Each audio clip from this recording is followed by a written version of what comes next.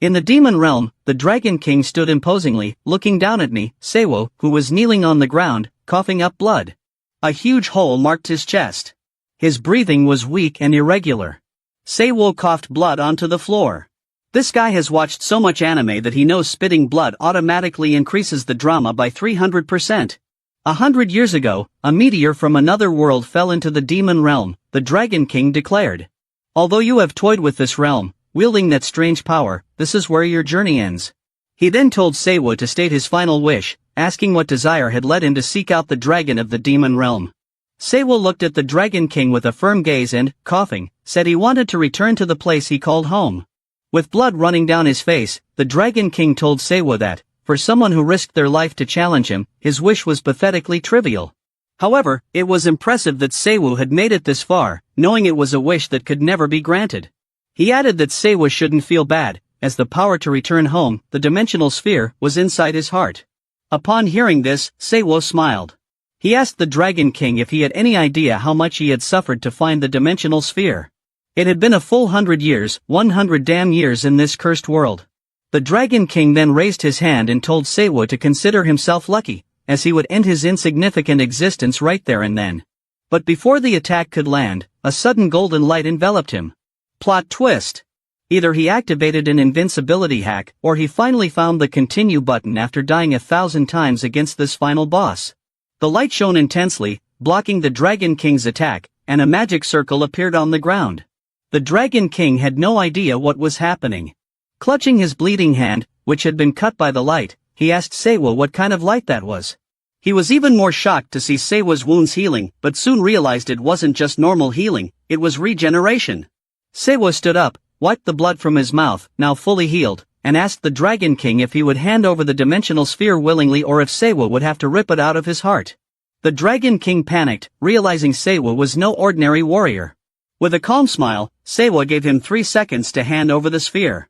When the time was up, Seiwo punched straight through the Dragon King's heart, saying he had waited long enough. The Dragon King's body collapsed lifeless to the ground, and in Seiwo's hand was the dimensional sphere. The guy literally pulled out an interdimensional subway pass from the boss's chest. That's the best loot I've ever seen. A voice out of nowhere belonged to Fry. Fry told Seiwo it was disappointing that he had spent 100 years just to end up with a demon dragon sphere. He called Seiwo a glutton and said he had weird tastes. Yeah, because swallowing a magic sphere is totally normal. Any moment now, this guy will turn into an anime protagonist and shoot Kamehameha blasts from his mouth. Seiwo corrected Fry, saying it was a dimensional sphere, not just a ball, and told him to shut up.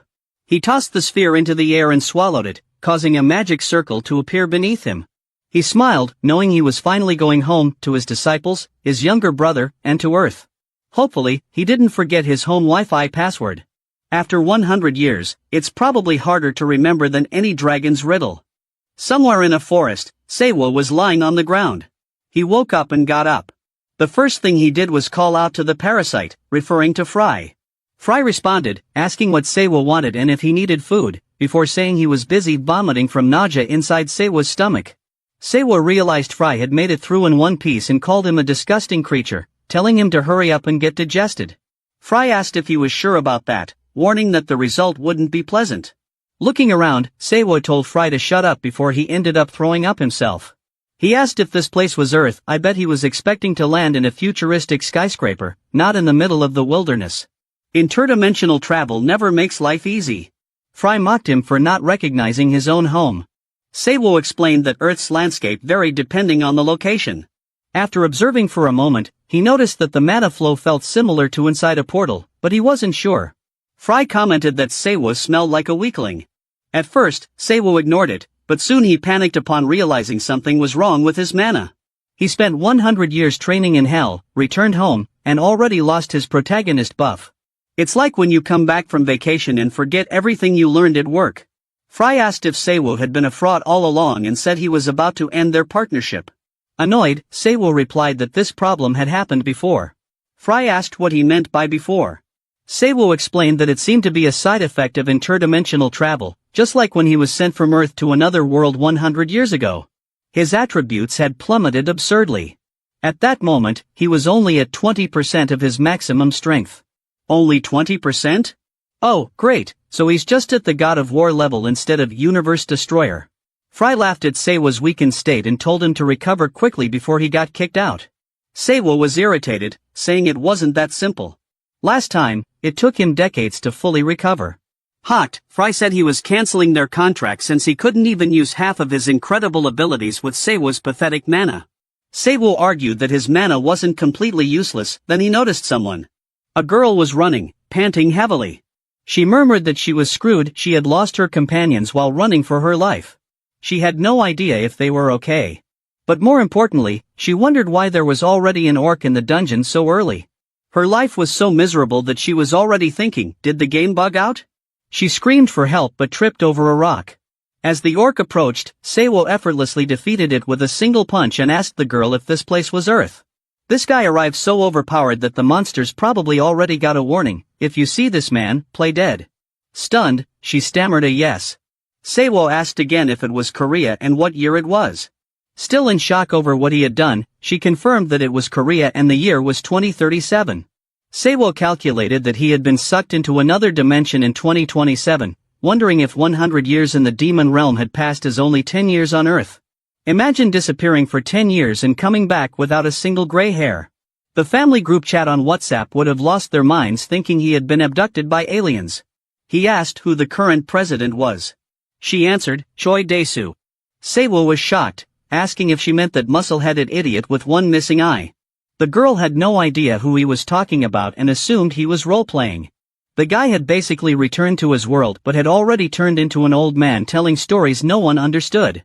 Seiwa couldn't believe Choi Dae-soo was president. He commented that there was probably no one better for the job. Well, maybe a golden retriever in a suit, but that dog would probably cause chaos in meetings. He then asked her if they were inside a portal, noticing the strange mana flow. Excited, she corrected him, saying it wasn't a portal but a tutorial tower. Seiwa had no idea what that was, so she explained. The tutorial tower had appeared a few years ago as a gateway for hunters. By completing it, hunters could awaken abilities and gain new techniques. The higher their awakening level, the better the guilds they could join. So, everyone rushed to complete it as quickly as possible. Hearing this, Seiwa commented that, in his time, people awaken just fine without this nonsense. All it took was a smack on the head from a master, and boom, instant awakening. He stretched and asked if finishing the tower was all it took to leave, wondering how long it usually took. She replied that, on average, it took 8 weeks, but skilled hunters could finish in 3 weeks. The record holder, Ru Ji-won, had completed it in 3 weeks. Seiwa thought about this while the girl panicked as a troll tiger approached. She instructed him to run, but Seiwa commented that 3 weeks was way too long. Just hearing that was enough to bore him. Even as the troll tiger got closer, Seiwa remained still, thinking with his eyes closed. The girl screamed at him, asking if the academy hadn't taught him to run from troll tigers. Of course they had. The first rule was, don't be slower than your friend. Before the creature could attack them, Seiwa shattered its teeth with a single punch, shocking the girl. He then declared that 5 days would be enough to clear the tower. And that's with him setting aside a day for sleep. Meanwhile, in the office of the Empire Guild Master, Min Sin-jun, someone reported that a hunter had just exited the tutorial tower. Sin-jun found it impressive since it had been exactly 8 weeks since the last entry. However, the report indicated that this hunter wasn't listed in the original entry records and had no official log of entering the tower. Now, he was causing a commotion outside. The assistant showed Sin-jun a video, and in an instant, it caught his attention. It was his senior brother, back after all these years. The girl couldn't believe the absurd scene before her. Seiwa had completed the tutorial tower in just 5 days. And if it weren't for his snack break, maybe it would have been 4. Seiwa commented that fighting definitely seemed to speed up recovery. It looked like about 25% of his strength had returned. They received an announcement. The tower had been cleared, and stats were being calculated while skill compatibility was analyzed. However, the system couldn't measure Seiwa's stats or abilities. It seemed like even the system had given up on trying to understand him. Then, the tower gate opened. Seiwa stepped out, happy to finally be back in Seoul. On the other side of the tutorial tower's gate, Seiwa and the girl were being inspected. A muscular man arrived at the scene and asked why there was so much commotion. The person beside him commented that there seemed to be an issue. Even though the gate had just opened, the muscular man recalled seeing the pretty girl on the list. He then asked the inspector what the problem was. The inspector responded that 2 people had exited the gate, but one of them wasn't registered in the entrance records. The muscular man, leader of Team 2, looked at Seiwoo. He found it hard to believe that Seiwoo had cleared the tower and come out unscathed, given his slim physique and rough appearance.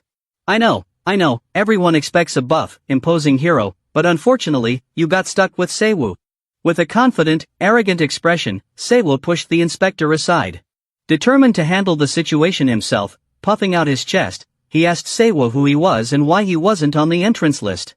Seiwoo calmly replied that it was because he hadn't entered through the entrance. The man retorted that, if Seiwoo had entered through the gate, he should have exited the same way. So how could he be coming out without having gone in? Ah, yes, the classic no-entry entrance paradox. Einstein would be proud.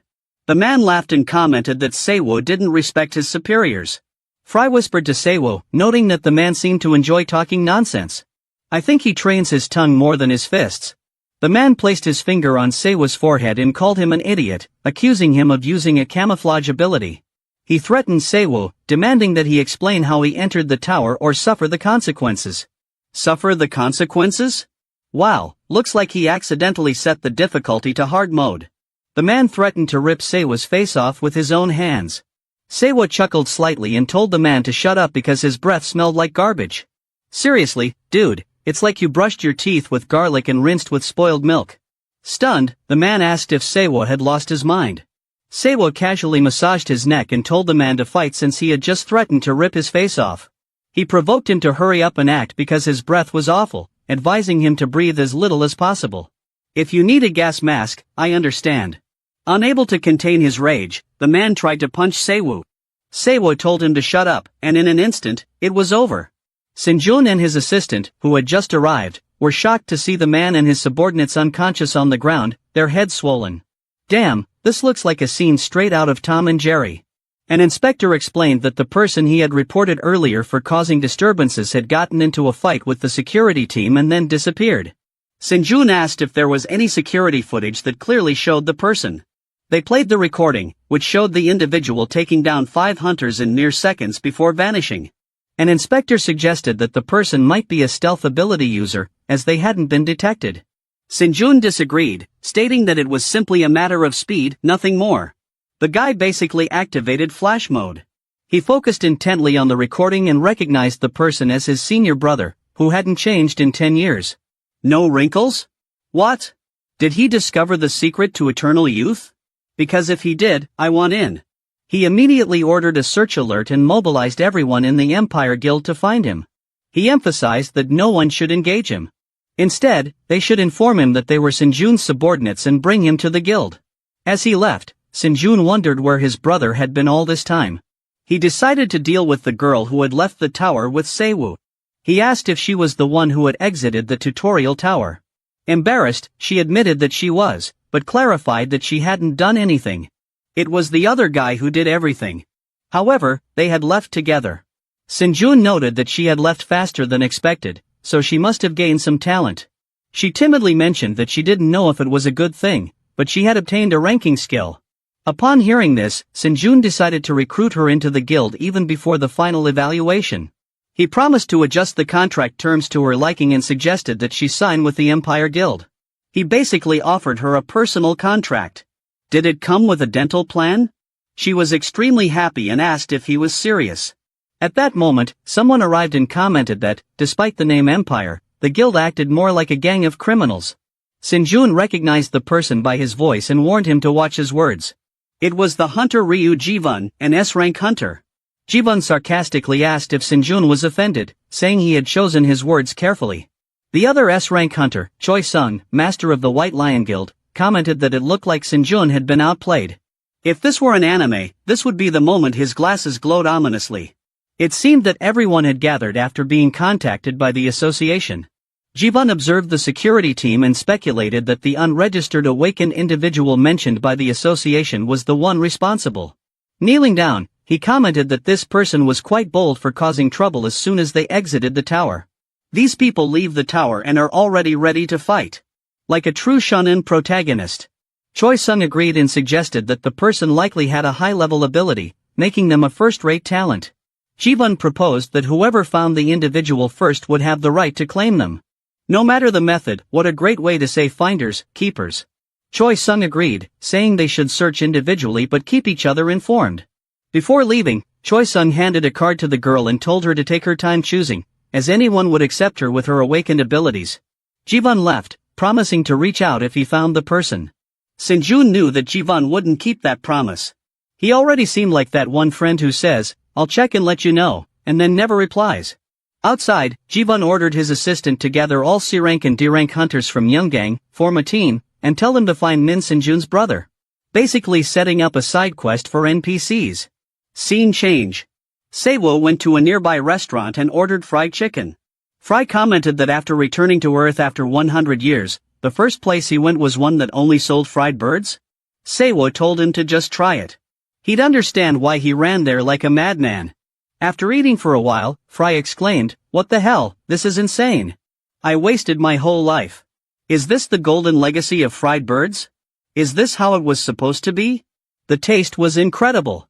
He asked Saewo how he had survived in the demon realm for 100 years without eating something like this. Was he a psychopath? Saewo told Fry to shut up. "You're messing with my humanity." Fry responded, "Fine, then hurry up and give me more. Don't eat it all by yourself." But just to clarify, in this conversation between Fry and Saewo, Frey's voice could only be heard by Saewo and no one else. Meaning, to any outsider watching, Saewo was just sitting there, devouring fried chicken and arguing with himself. Full-on crazy guy in the city center vibes. After finishing his meal, Saewo thanked the waiter and left the restaurant. As they walked through the city, Fry asked where he was going now. Saewo responded, "Where else? Home, of course. Like any normal person would after a long day. Or in his case, centuries of chaos." After walking for a while, they arrived at his street. Finally, Saewo had arrived home. Fry asked if that was really his house. Saewo replied that it was, as he started to open the gate. Like, wow, the nostalgia. He immediately felt the emotion of returning to the place where he was born. Or at least, where he had grown up until the apocalypse knocked on the door. But the moment he stepped inside, his face paled. Suddenly, he heard a voice. A voice asking if he was back. Saewo, overwhelmed, thought, "Oh, how nice, my mother still remembers me." Then came his father's voice, saying he was late. And his mother asking if he was hungry. Ah, mothers, right? Always asking that. Even in the middle of an epic post-apocalyptic drama. They were ready to eat. So, he should call his younger brother, Sinjun. But all of that was just a memory. A recollection of when his parents were still alive. And he was younger. Probably eating that famous soybean stew. Soybean stew? He thought. Not everyone dreams about that. But he seemed to think it was a great idea. His mother told them to wash their hands before eating. And he thought, now that's proper manners. If only I had soap here. Back to reality. Saewo realized that his home was in ruins. Completely destroyed. And no one was there anymore. The cold, lifeless air surrounded him. And he didn't even have a t-shirt that said, "I survived the demon realm," to show off. Saewo just stood there. Stunned, unable to say a word.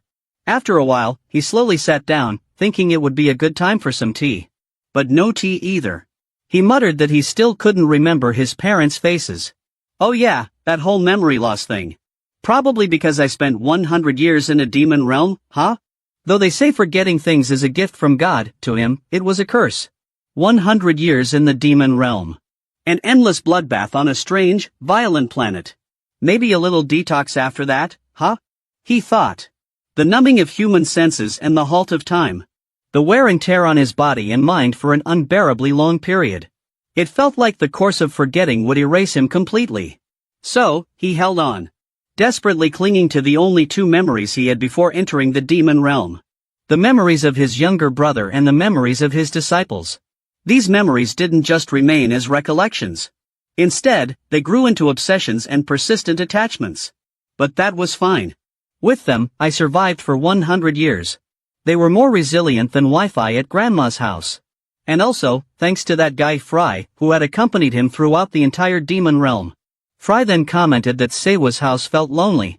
The place they lived in back in the demon realm seemed cozier in comparison. Saewo replied that yeah, but there was no fried chicken in the demon realm. Fry agreed logically, that was correct. There was nothing more to say on the matter. With a smile, Seiwo said that, either way, he only intended to visit once. Might as well leave now. Just a quick visit, like dropping by your aunt's house, but without the carrot cake. He didn't want to waste any more time there. He suggested they start looking for the kids. He wondered if everyone had been doing well over the past 10 years. I hope my brother, Sinjun, still has that troublemaker face, but with more muscles. He thought. But suddenly, as he walked, a voice echoed. We found him.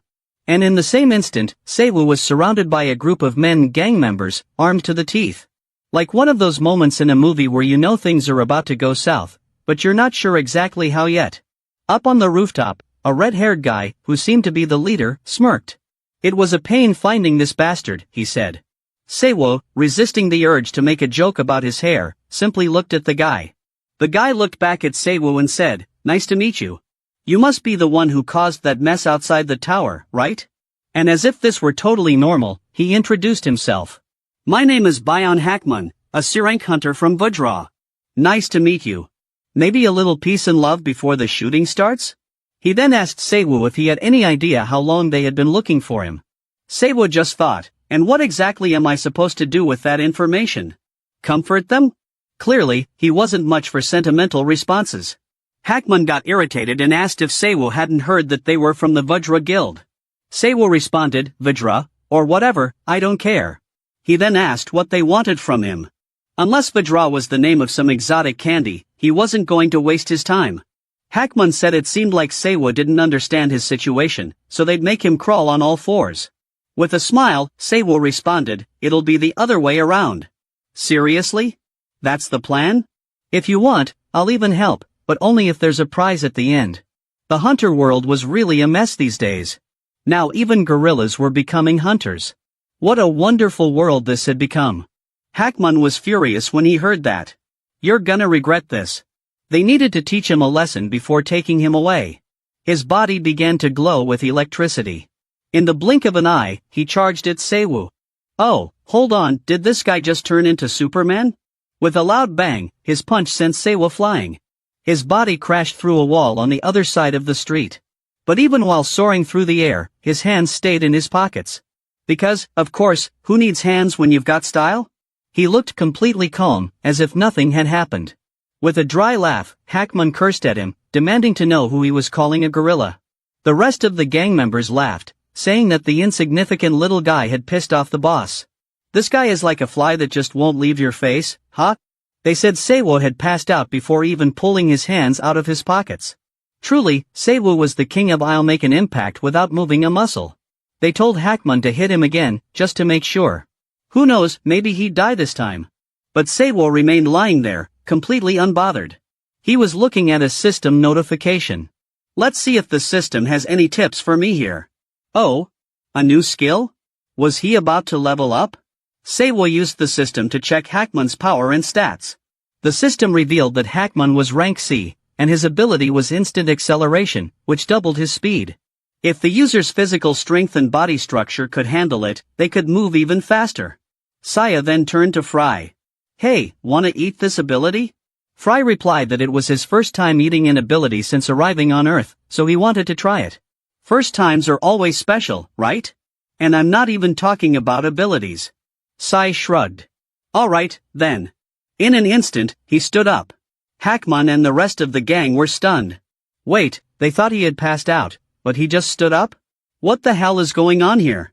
But before anyone could react, Saya moved at the speed of light and knocked Hackman out with a single strike, slamming his face into the ground. It was like a warm embrace, but for his face. As he hit the ground, Hackman's mind reeled. What the hell just happened? This guy was faster than light, and he couldn't even feel his energy. The rest of the gang was in shock. Wait, he just took down the boss with one hit? Are you serious? Then Saya reached out his hand and activated his ability. He commanded the predator to absorb Hackman's power. Immediately, talismans began to surround Hackman. After a moment, the extraction was complete. Now, Saya had acquired the rank C instant lightning ability, along with all of Hackman's attributes.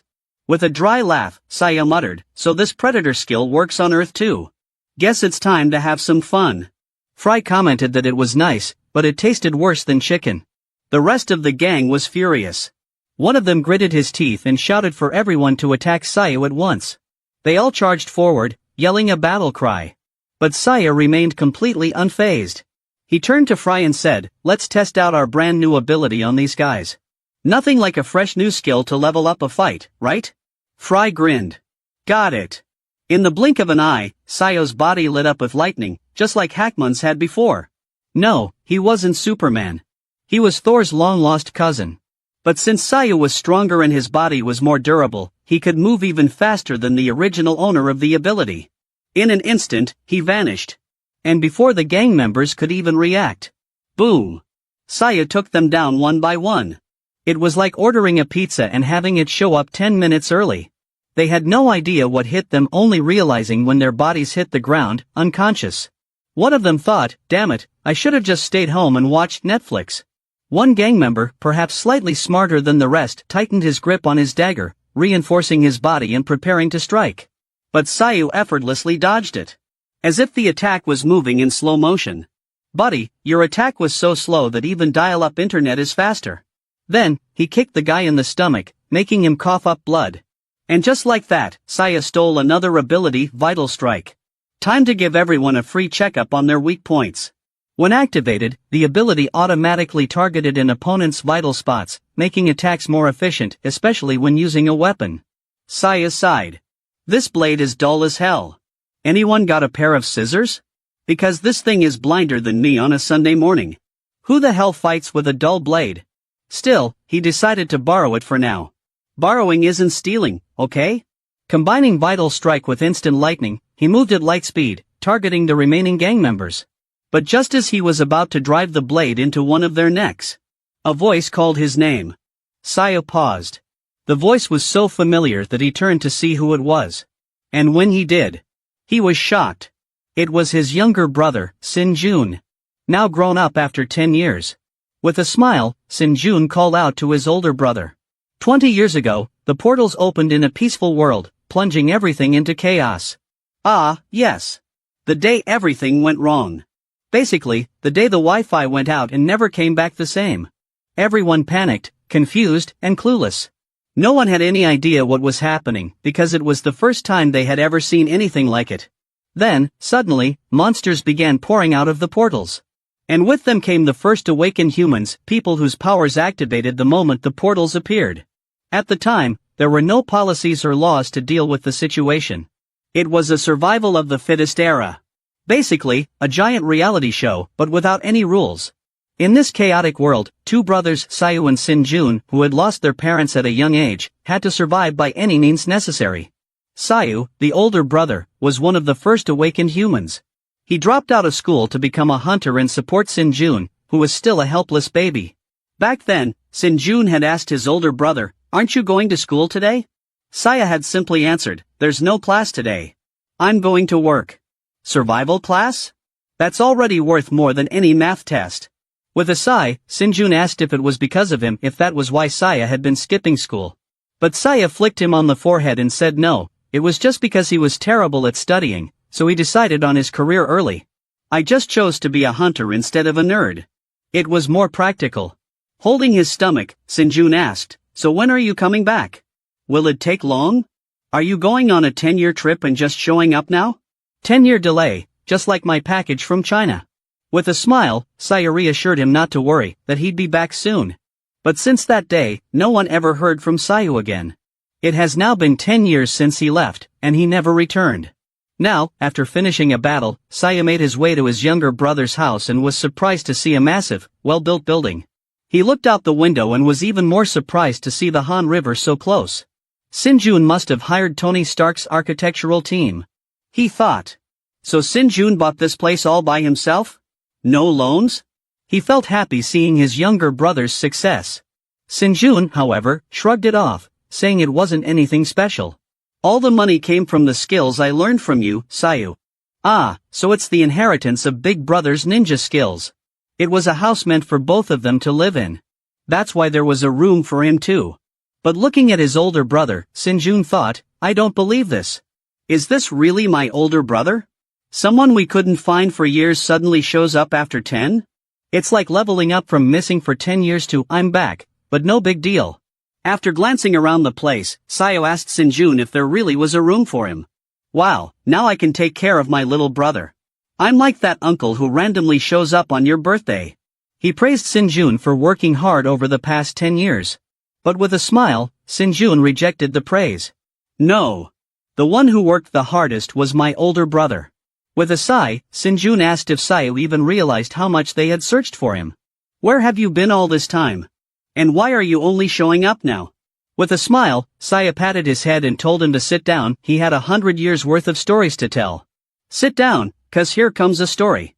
Sometime later, they sat with some drinks and snacks, a laptop in front of them. Family meeting, snacks included. This is how we solve things. Saya then told everything, how he entered the demon world and how he made his way back to Earth. Sinjun, you won't believe the wild adventure your older brother went on. After hearing the story, Sinjun summed it up. So, 10 years ago, when you defeated the fourth demon lord, you got transported to another dimension by an artifact he had.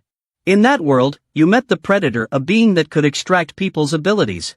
Over 100 years, you grew stronger with that skill and searched for dragons with dimensional magic. Seems like you spent more time in another dimension than I did waiting for the bus. You eventually reached the Dragon King, defeated him, and took an orb from his heart. Then you used that orb to return to Earth. Is that everything? Basically, an epic journey of dragons, artifacts, and time jumps? Sayo confirmed it and added that the Predator, whom he called Fry, also crossed into Earth with him and was now inside his body. Sinjun was shocked. Inside your body? Is this some kind of possession or something? Is Fry like a freeloading spirit that doesn't pay rent? Sayo explained that instead of possession, it was more like a parasite. You know that friend who always shows up but never pitches in for expenses? Yeah, kinda like that. Hearing this, Fry got irritated and asked Sayo if he wanted to have bloody diarrhea. Sayo then told his younger brother not to take it too seriously. He knew it sounded absurd, but at the very least, Sinjun should know. Your older brother isn't crazy. Or at least, not more than usual. Sinjun replied, of course, I believe you. After all, you're my brother. And honestly, we don't even live in a world where this kind of thing sounds absurd anymore. I just didn't immediately connect it to anything. I mean, who hasn't heard a story like this? Like, oh yeah, my friend got abducted by aliens and came back with superpowers. Totally normal. Either way, he told Saya that, for now, what mattered was that he was back. Back from a 10-year trip? No boarding pass, no luggage, just, hey, I'm your long-lost brother. Saya grinned. Right. Now it's my turn to ask. What happened to you during the last 10 years? Who allowed a guy like Choi Daesung to become president? Sinjun explained that ever since Saya disappeared, Choi Daesung shamelessly took credit for defeating the fourth demon king. With that lie, he earned the title of the greatest hunter of the first generation, and using that fabricated status, he climbed his way to the presidency. Now, he keeps creating politicians who harm their guild. Classic, right? Gets famous by lying and still lands a job. Sinjun said he couldn't wait to see Choi Daesung's face when he found out his older brother was back. I can already imagine it. He's gonna try to come up with an excuse, but it'll be as convincing as a kid saying they didn't break the vase. Sayo added, these guys' intentions are obvious. He's the only SS rank in South Korea. That's ridiculous. He must have done something to stay the only SS rank all this time. Either he signed a pact with the devil, or he's just really good at cheating. Saya then asked, by the way, those guys who attacked me earlier, those John gang, could they be Choi Daesung's goons? No, Choi Daesung's guild is called Infinity. There are several major guilds in South Korea, collectively known as Reptagram. Sinjun's guild, Empire, is one of them. The others are Infinity, Vidra, White Lion, Warrior Fighter, Blue Flower, and Frozen Soul. Now we just need to decide which one to join in the future. Reptagram, the guild universe. I'm waiting for the spin-off. Sinjun explained that among them, Vidra is the second largest guild, led by a second-generation hunter named Ruidi. With a wicked smile, Sinjun said he'd take care of today's problem. Sayo, you don't need to worry. Noticing the sinister grin on Sinjun's face, our protagonist thought that his younger brother had become a bit rougher and more ruthless over the 10 years they were apart. My cute little brother turned into a tough guy? What's going on, Sejun? Saya then asked, by the way, what about my disciples? Huh? You mean your apprentice heroes? Are they in the superhero league now? Sinjun was a bit shocked and said they had all gone their separate ways long ago and no longer kept in touch. Xialong went back home, and Kong and Iyawan are now under Shoidisu. Sayu blinked. Well, that's an unexpected twist. They joined Shoidisu? But what about Minjun? Sinjun answered, Minjun is dead. Great, another plot twist. I'm starting to think this world is just full of them. Hearing this, the protagonist was stunned. What? He died? Who killed him? Did they find the culprit? Minjun, my man, who did this to you? Now I have more questions than answers. Sinjun explained that Minjun's body disappeared, so they never found out who was responsible. The only ones capable of killing a hunter were other hunters or unregistered awakened individuals. Or maybe his body was abducted by aliens. You never know, right? At the time, even HMCS was involved in the investigation, but no progress was made. Sayu was confused. What's HMCS? What does it stand for? Sinjun explained that HMCS was the Hunter Crime Special Unit, an international agency that operated on the front lines of hunter-related crimes. They had the authority to investigate and arrest all awakened criminals. So, basically, they're hunter police, or like the ninja version of the police. Just with more special abilities and less paperwork. Saya then asked Sinjun, do you happen to have any connections there? Because if you do, go ahead and say hi to the crew for me. Sinjun said yes, but then asked, are you really planning to join them? If you need an investigation, you should use our guild's intelligence team instead. Our guild has a ninja investigation team? If so, I'm signing up. Sinjun advised Sayu not to get involved with a place that dangerous. That's like the shady side of the club where fights always break out. Don't go there, man. But Sayu replied, it's fine.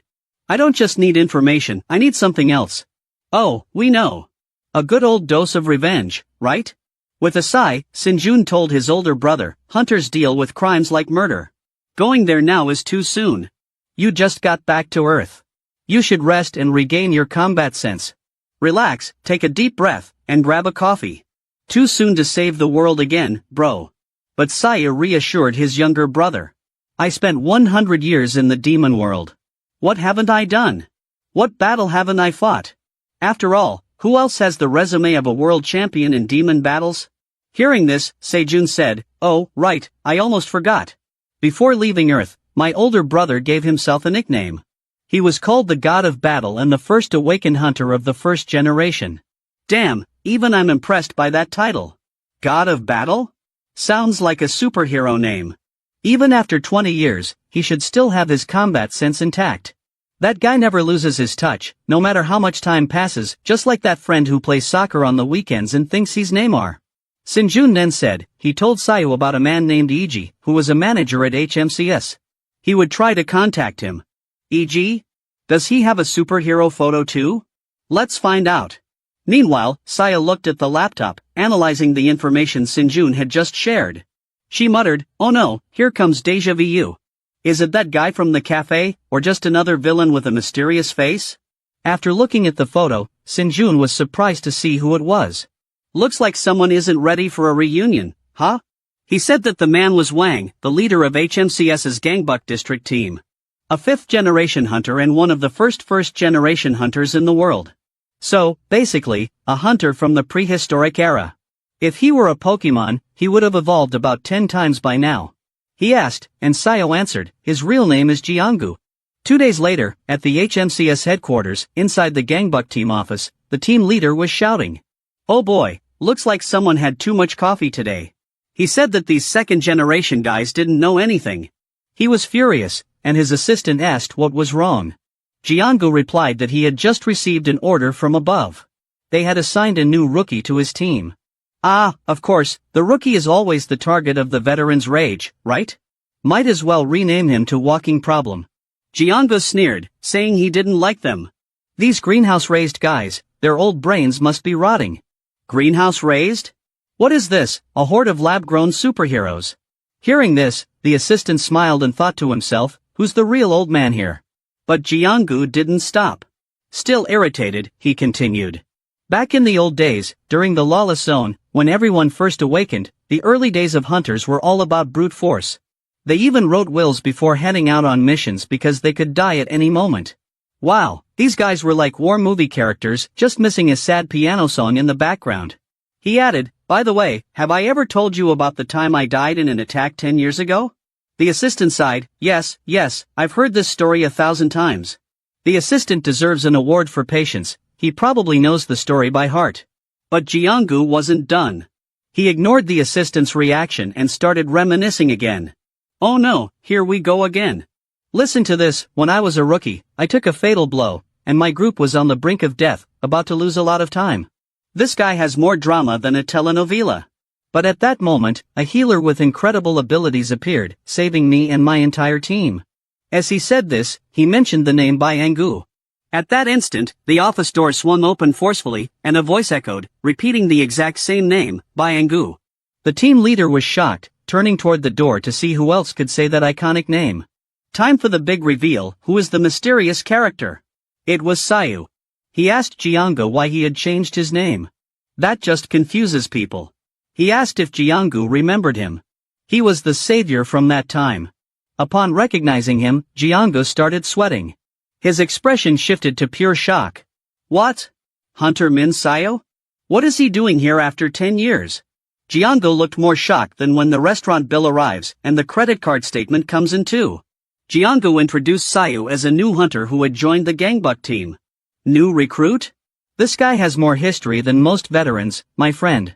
Since he was a new member, Jianggu emphasized that there was a lot of information Saya didn't know yet, so he instructed the team to provide it to him whenever necessary. He also reminded everyone that, as veterans, they should treat the new recruit with the utmost respect. Yeah, sure, but veteran respect is like grandparent respect, listen to what I say, but do things your way. A girl named Song muttered to another guy, saying that Jianggu's behavior was contradictory. It's strange for the great team leader to act like this. Looks like Jianggu is trying to impress someone with this little act, huh? But all anyone really cares about is where the coffee is. The guy told her to keep quiet, suggesting that, judging by the team leader's reaction, Saya was definitely no ordinary recruit. Jianggu then instructed Song to follow him to the conference room for a quick briefing for the new recruit. Another member questioned whether Saya might actually be a 3-star hunter who had entered as a rookie. In the conference room, Jianggu politely asked Sayu if he wanted coffee, and if so, whether he preferred mixed or Americano. Mixed? Dude, he even made choosing coffee feel like a top-secret mission. Sayu replied, mixed. A mixed coffee? This guy has the style of a master, I bet he doesn't even hesitate when making tough decisions. The guy humbly showed Sayu the HMCS deployment uniform and asked for his size. Song, confused, said she hadn't received any instructions despite the briefing and didn't know what kind of information she was supposed to provide to the new recruit. As the data manager for HMCS's Gangbuk team, she had no idea what was expected of her. Look at the panic. They sent me here, but they didn't even tell me what to do. Saya said he needed the records of all hunters who had died in the last 20 years. He asked her to summarize the data and send it to him. 20 years? What's next? A list of all the hunters' typos? Surprised, she mentioned that 20 years of data was a lot and that they would have to submit a report to the Hunters Association. Oh, yeah, sure, no pressure, just 20 years of data and maybe a few more decades of memories. Jianggu interrupted, yelling that she had enough experience to figure it out on her own. He then approached Sayu with a coffee and assured him that the data manager would handle it quickly and efficiently. It's always nice to see that Jianggu is the type of boss who makes everything sound easier. All that's left is for him to say, I knew you could do it. John adjusted his glasses and asked Sayu if he was referring to human deaths. Excuse me? Human deaths? Sounds like a horror movie title. What's next? Coffee with death? Sayu clarified that he was referring to cases officially recognized as murder by HMCS. He also requested a list of fugitive hunters who were still on the run. Murder and fugitive hunters. This sounds more like a video game mission than a corporate meeting. He gripped his coffee cup angrily because killing an awakened individual was nearly impossible unless the attacker was also an awakened one of equal strength. If someone managed to kill a high-level hunter like Minjun, the culprit was probably a professional. Even if the culprit had already been caught or killed, if they were awakened, there would be a record of them in the organization. So, we can say that whoever did this was more trained than a first-generation ninja? For now, tracking them was the priority. She asked where to send the information, and Sayu instructed her to send it to his phone for now. Ah, of course, everything on the phone. Who needs a laptop when you have a smartphone, right? Someone entered and informed Younggu that they had received a request for police support. A turf war had broken out between gangs, including Awakened members. A gang war? This thing is turning into a cop drama. But the fight isn't over, it just changed stages. Younggu was inclined to let the police handle it, thinking it only involved low-level thugs. Oh sure, let the police handle it, except now they have to deal with Awakened ones, so it's like switching from easy mode to impossible mode. But then the guy mentioned that one of the gangs was Cerberus. Wait a second, Cerberus? That sounds like a rock band name. Younggu found this problematic, leading Saya to ask what Cerberus was. Sung explained that Cerberus was on a completely different level from normal gangs. They were involved in arms trafficking, contract killings, and even the alleged trafficking of hunters. Upon hearing about hunter trafficking, Sayu became interested and suggested they go together. At a shop, a battle had just taken place. Many bodies were scattered across the floor. Yikes, they didn't even get to use their instant noodle discount coupons before getting wiped out. Or maybe they did, but they're going straight down. Kanghu, the second in command of the Cerberus Guild, started commenting that the captain of the Bloodless Reaper field unit was nothing special. At least not in front of him. Wow, that confidence, like he's saying, guys, I already won the best boss trophy, but if you want, I can leave a little space for you. The red-haired guy, Jakin, Cerberus' third in command, argued back, saying it was unfair for Kanghu to talk like that since half the enemies had been taken down by his cleaver. Kanghu laughed and told Jakin that if he felt left out, he should try beating him. Jakin replied that Kanghu should just wait, one day, he would defeat him. How about a contest to see who has the most free time? Because waiting is a rare skill around here. Kanghu laughed and commented that they were useless without him. He was happy to have left being a hunter behind and joined the organization. Another guy asked Kanghu if they should start marking territory. Kanghu agreed, declaring that the place now belonged to Cerberus. Suddenly, an explosion occurred. Jakin panicked and asked who was responsible. Was there still a Bloodless Reaper lurking around? I knew this place would turn into a fireworks show sooner or later. The one responsible for the explosion was Sayu. Jakin shouted at Kanghu, asking if he realized that messing with HMCS would complicate things. While they were arguing, Sayu appeared and commented that, judging by the way Kanghu spoke, he must have killed some hunters in his life. Saya said he should show more of his abilities. The members of Cerberus had no idea who Saya was, wondering who he thought he was to show up alone. Oh, look at that, the guy arrives at the party uninvited and still makes you question whether you should have sent him an invitation. Jakin, worried, asked Kanghu what they should do since Saya didn't seem to have the demeanor of a public official. Yeah, Jakin, he seems more like a secret agent than a government employee.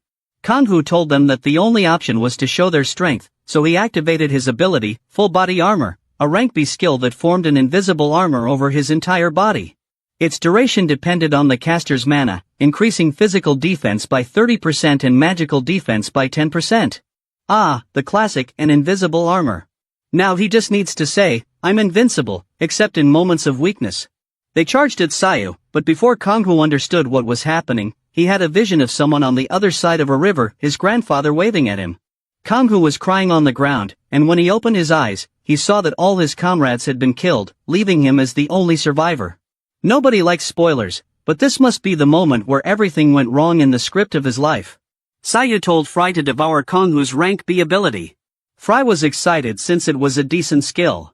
Kanghu couldn't believe they had all lost to just one man. He asked Saya why he had taken things so far. Ah, Kanghu, sometimes life isn't just about surviving. Sometimes, it's about making a grand finale better than any action movie out there. Desperate, Kanghu insisted that they had never killed a hunter, they had only survived with their bodies. Saito admitted that he knew they had never killed hunters. Either way, he had never thought weaklings like them were capable of it. Kanghu then asked why Saya had attacked them. Saya replied that he wanted to check how strong the awakened criminals had become since they seemed like a lost cause. Basically, the guy just wanted to test the difficulty level of the game. It was better to eliminate them early. Jungu and the others rushed to the scene. Jungu asked if Saya was okay since they had just finished clearing the upper floor of the club. So, Sayu, all good? Or did you leave the mess for us, as always? Sayu, ignoring the concern, commented that they took their time. He then placed his foot on Kanghu's head and told Jungu that he spared a high-ranking boss and killed the rest. He asked if that was acceptable. Jungu replied that, technically, capturing them should have been the priority, but if Saya had been attacked first, it was allowed. Since HMCS operated as an international organization, they followed standard regulations. Thus, agents were required to wear body cameras to verify the legitimacy of their actions. Jungu couldn't believe Saya had exterminated the Cerberus Guild. Despite his cruelty, although Saya was known as the Mad Dog, Jungu had never realized how brutal he was. Saya sheepishly admitted that he forgot to use his body camera and, in a low voice, asked Jungu to cover for him. Jungu, having no choice, reluctantly agreed. Ah, of course, no camera. Who hasn't been there? But hey, you're not paying me enough to be an accomplice in this soap opera. Sayo added that he had been hit first, pointing to the blood on his clothes. Jungu assured him that he believed him, though it was obvious he didn't. It was clear the blood wasn't Sayo's. Meanwhile, someone made a call to Girth, a hunter from Hankia of the Hong Kong Red Guild. An informant told Girth that the Cerberus Guild had been completely wiped out, without even being able to fight back. The second-in-command, Konghu, had been captured, while the third-in-command, Jae Kim, the one they had been instructed to monitor, was dead. Girth finally arrived in South Korea, and at the airport, a group of men approached him. One of the men informed someone over the phone that Girth, the hunter affiliated with the Hong Kong Red Guild, had just entered the country and that they were now heading to the designated location. One of the men approached Girth, bowed to him, and said, "May the deceased rest in peace." He introduced himself as Lee Jong-yong from the Korean Hunters Association. Without acknowledging the greeting, Girth asked where his brother was. "So, Lee Jong, what's up? Where's my brother, man?" Jong-yong replied that the body of the suspect Jae Kim was currently at the Hunters Forensic Medicine Department. He said that Girth would have to accompany them to verify the body, complete the necessary procedures, and then be escorted to his designated accommodation. Necessary procedures? Well, does their accommodation include Wi-Fi and a jacuzzi? Or is it just a dark room? With an ironic smile, Girth said, "Ah, a suspect? So, you're trying to tell me that my younger brother is now a suspect?" He then asked the men in suits if it was true that the person responsible for his brother's death was affiliated with HMCS. If that's true, HMCS is going to have a lot of explaining to do. The men responded that they couldn't answer any questions related to that. With a serious face, Girth then asked if he was allowed to leave the premises outside the scheduled hours. Wait, is he going to ask for permission like a student at school? The officers replied that this was not allowed. He was to remain in his designated accommodation until his pre-scheduled departure date. Ah, of course, Girth, just wait there like it's a 5-star hotel. Except there's no Wi-Fi, no breakfast, nothing. If he left without authorization, under the International Hunters Law, he would face forced deportation, along with disciplinary actions and appropriate penalties. Forced deportation? Girth's about to feel like he just got banned from an online game. Since he had already been informed of all the rules and regulations, they told him they would now escort him to the Forensic Medicine Department. Girth's face was red with rage, but he tried not to show it. He's fuming, and who wouldn't be? It must feel like he made a mistake in the game, except the penalty is way worse. He muttered to himself, "So, they're just letting me wander around inside the apartment without being able to leave? Is that what they're saying?" The guy must be feeling like a prisoner of war in his own apartment. Like, "I'm here, but where's my freedom, people?" But the officers were already heading out, expecting him to follow. As they were leaving, Girth called out to the man beside him. "Rio." Rio responded, "Yes, sir." Girth told Rio, "Find them. Who killed my little brother?" Then, they began following the officers. As they walked, Girth said, "Whoever killed my brother. I'll find them. I'll rip out their hearts while they're still alive and make sure they feel pain." Oh, Girth is pissed. The guy is about to make everyone suffer. Meanwhile, in another scene, Sayu was talking to his younger brother. Sejuan told Sayu that 2 days after Minjun's murder, the house had been completely ransacked. But Sayu still wasn't convinced. He explained, "A hunter's mana is like a fingerprint. It can reveal their code, attributes, and rankings, right?" The guy just compared mana to fingerprints. Now I'm wondering, can fingerprints be used to rip someone's head off? At the time, the hunters and investigators assumed the culprit had taken everything to erase any trace of their presence. The house had been completely looted 2 days after the murder. Not a single item containing Minjun's mana remained. But Saya questioned, "Are you sure it was the real culprit who did this? What if it was just a random robbery? It's not like the real culprit had to be the one who trashed the place." Pointing at the list, he continued, if you look at the list of stolen items, most of them were valuable. And with that level of mess, there's an even higher chance of leaving behind evidence. Sayo added, if erasing traces of mana was really the goal, burning the house down would have been a much easier option. Whoa there, buddy. The burn it all approach isn't always the best solution. Sejuan asked Sayo if he was saying someone took advantage of the empty house after Minjun was killed. Sayo replied, yes. He had reviewed HMC's crime records, and there were more cases like this than he expected. As he left, he said, looks like we need to mend some fences. Sejuan was confused. What was he planning? Even though it had taken a while to resell Minjun's house, many years had passed. There was no way Minjun's belongings were still around. But with a smile, Sayo replied, we won't know unless we check. Then he simply said, see you tonight. A few weeks passed. But Sayo, despite his confidence, still hadn't found any clues. He was so sure of himself, thinking this would be an easy job. I'm so good at this, I could open my own detective agency. With a discount on coffee, of course. Sayo exploded in frustration, why the hell are there so many damn thieves in this tiny country? It had been a week, and he hadn't found a single piece of evidence or the real thief. Fry said, I have a good instinct. Trust your big brother. I'll point you in the right direction. Then he told Saya to go right. Oh, what's this? That instinct is sharper than Google Maps GPS. He didn't even complain. He just listened. Assuming that, for now, Fry was his older brother. And he went to the right. But after following the indicated path, he screamed and exploded, releasing all the anger that had been boiling inside him. It's a dead end, you idiot. Oh, right. This GPS really tricked me. Again. Next time, I'll use Waze. But Fry smiled. Because his instincts weren't wrong. Suddenly, Saya heard some people talking in the distance. And a voice said, did you hear the rumors? Sayo quickly hid to eavesdrop on the conversation. The ones talking were a man with a rat's head, conversing with his boss, a man whose face looked like a hamburger. This scene is like a deep web version of Ratatouille. The rat-headed man said, the HMCS has been cracking down hard on the receivers.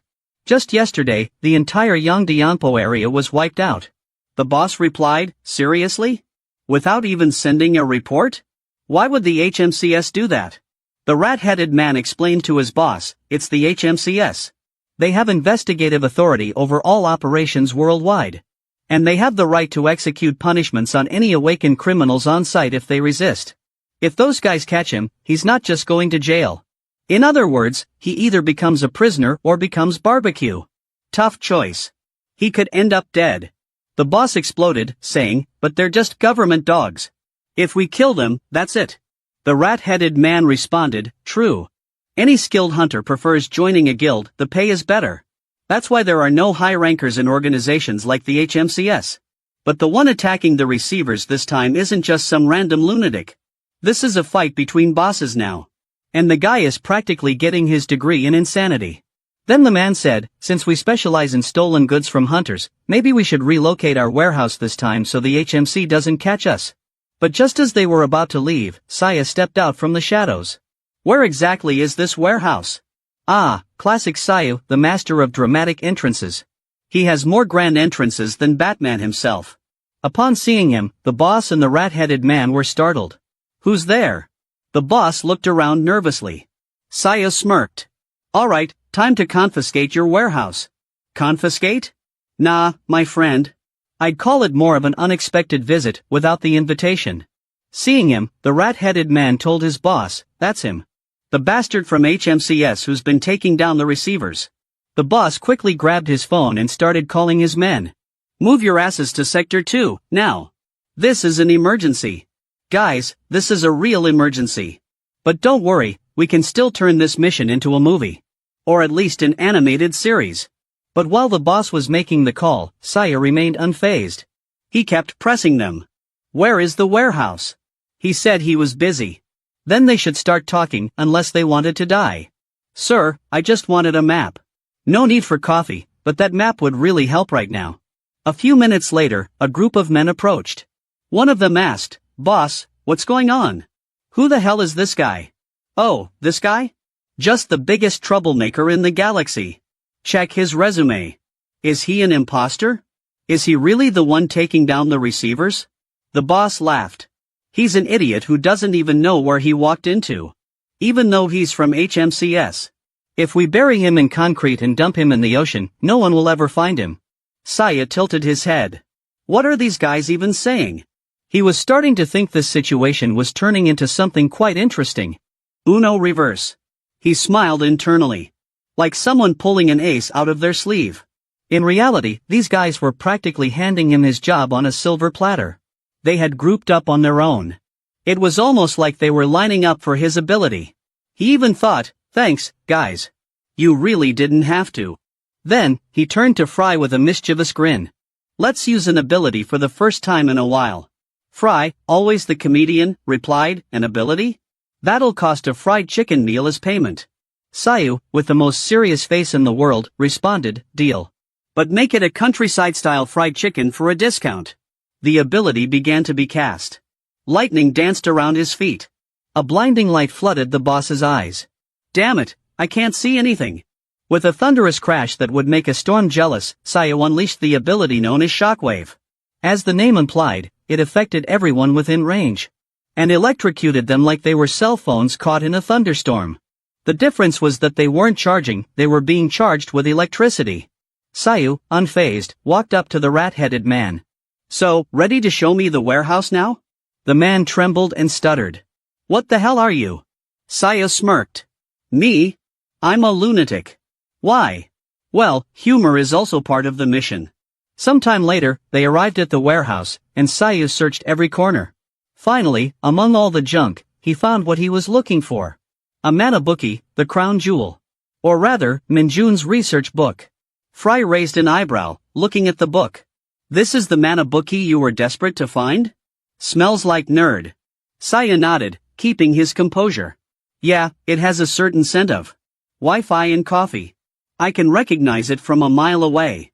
But soon, he noticed a security spell on the book. It wasn't just any spell, it was an advanced formation that would only open with the owner's mana. Like when you try to open a jar of noodles, but the lid won't budge, and you need a superhero to do it for you. Fry asked, so the book won't open, right? Meaning you won't be able to read it? Sayu, with that I have a plan B look, replied. Doesn't matter. What I need isn't the book itself. What I want is the mana inside it. The essence. Like a strong cup of coffee. Then he picked up his phone and made a call. Yeah, it's me. There's a dozen awakened criminals here. Can we send in the cleanup crew? Oh, and bring the car too, we've got a place to go. Kind of like an Uber, but for criminals. In another scene, sometime later, Sayu arrived at the neutral battle zone. A place where underground techniques and bizarre abilities were traded. A market where you could find anything, potions, weapons, even an army of mechanics. A place called Black Skyfall. Inside one of the buildings, a woman played with a deck of cards. But it wasn't for fun, she was calculating like a shaman. Oh my. Looks like we have an interesting guest arriving. Sayu, observing the place, commented. Not much has changed here in the past 10 years. The only difference is that now there's free Wi-Fi. This guy is seriously addicted to Wi-Fi and coffee. Fry, always the jokester, added. You're famous, buddy. Everyone's looking at you. Must be your skills and stage presence. Sayu looked at him and, with a grin, replied. Maybe. Or maybe it's just the style. Only those who wear a lightning shield on their chest can be truly irresistible. Fry then suggested. What if you extracted someone's abilities and ate one of them? I heard some people are into weird skill buffs. But Sayu refused. No, that's like pissing off the waiter while he's bringing your order. And nobody wants to fight in a neutral zone. Especially when you already have a full combo of abilities. Suddenly, a woman blocked Sayu's path and said. It's been a while. She had been waiting for him. Sayu looked at her, and before she could continue, he thought. Is she serious? Or has fate finally gotten tired of trolling me? Sometime later, the shaman and Sayu started discussing business. She observed that even after 10 years, he hadn't changed at all. Sayu gave an enigmatic smile and replied. Yeah, I guess so. Looks like time is afraid of messing with me. She, too, was the same, still unnamed, and she asked. So, what have you been doing for the past 10 years that you never reached out? Sayu looked at her with the kind of smile that said he had the perfect answer. but he decided to play around instead. Oh, hero stuff. Saved the world, took down some villains. And between jobs, I kept trying to figure out where I left my car keys. Have you seen my house key? It's harder to find than good Wi-Fi at an airport. Extending the book, Saya said that instead of continuing the conversation, he'd rather have her extract the mana from it. He was already in straight-to-the-point mode, and the shaman, smiling, replied.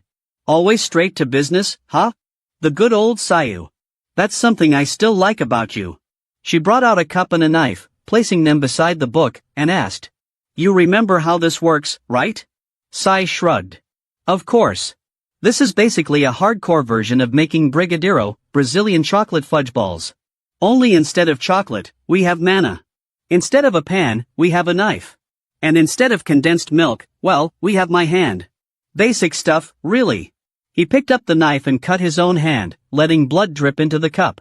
As it poured, he thought. This blood ritual will never stop being weird. It's like trying to sell a cookbook, but all the recipes turn out to be horror stories. This near-impossible feat, however, was possible thanks to Unnamed.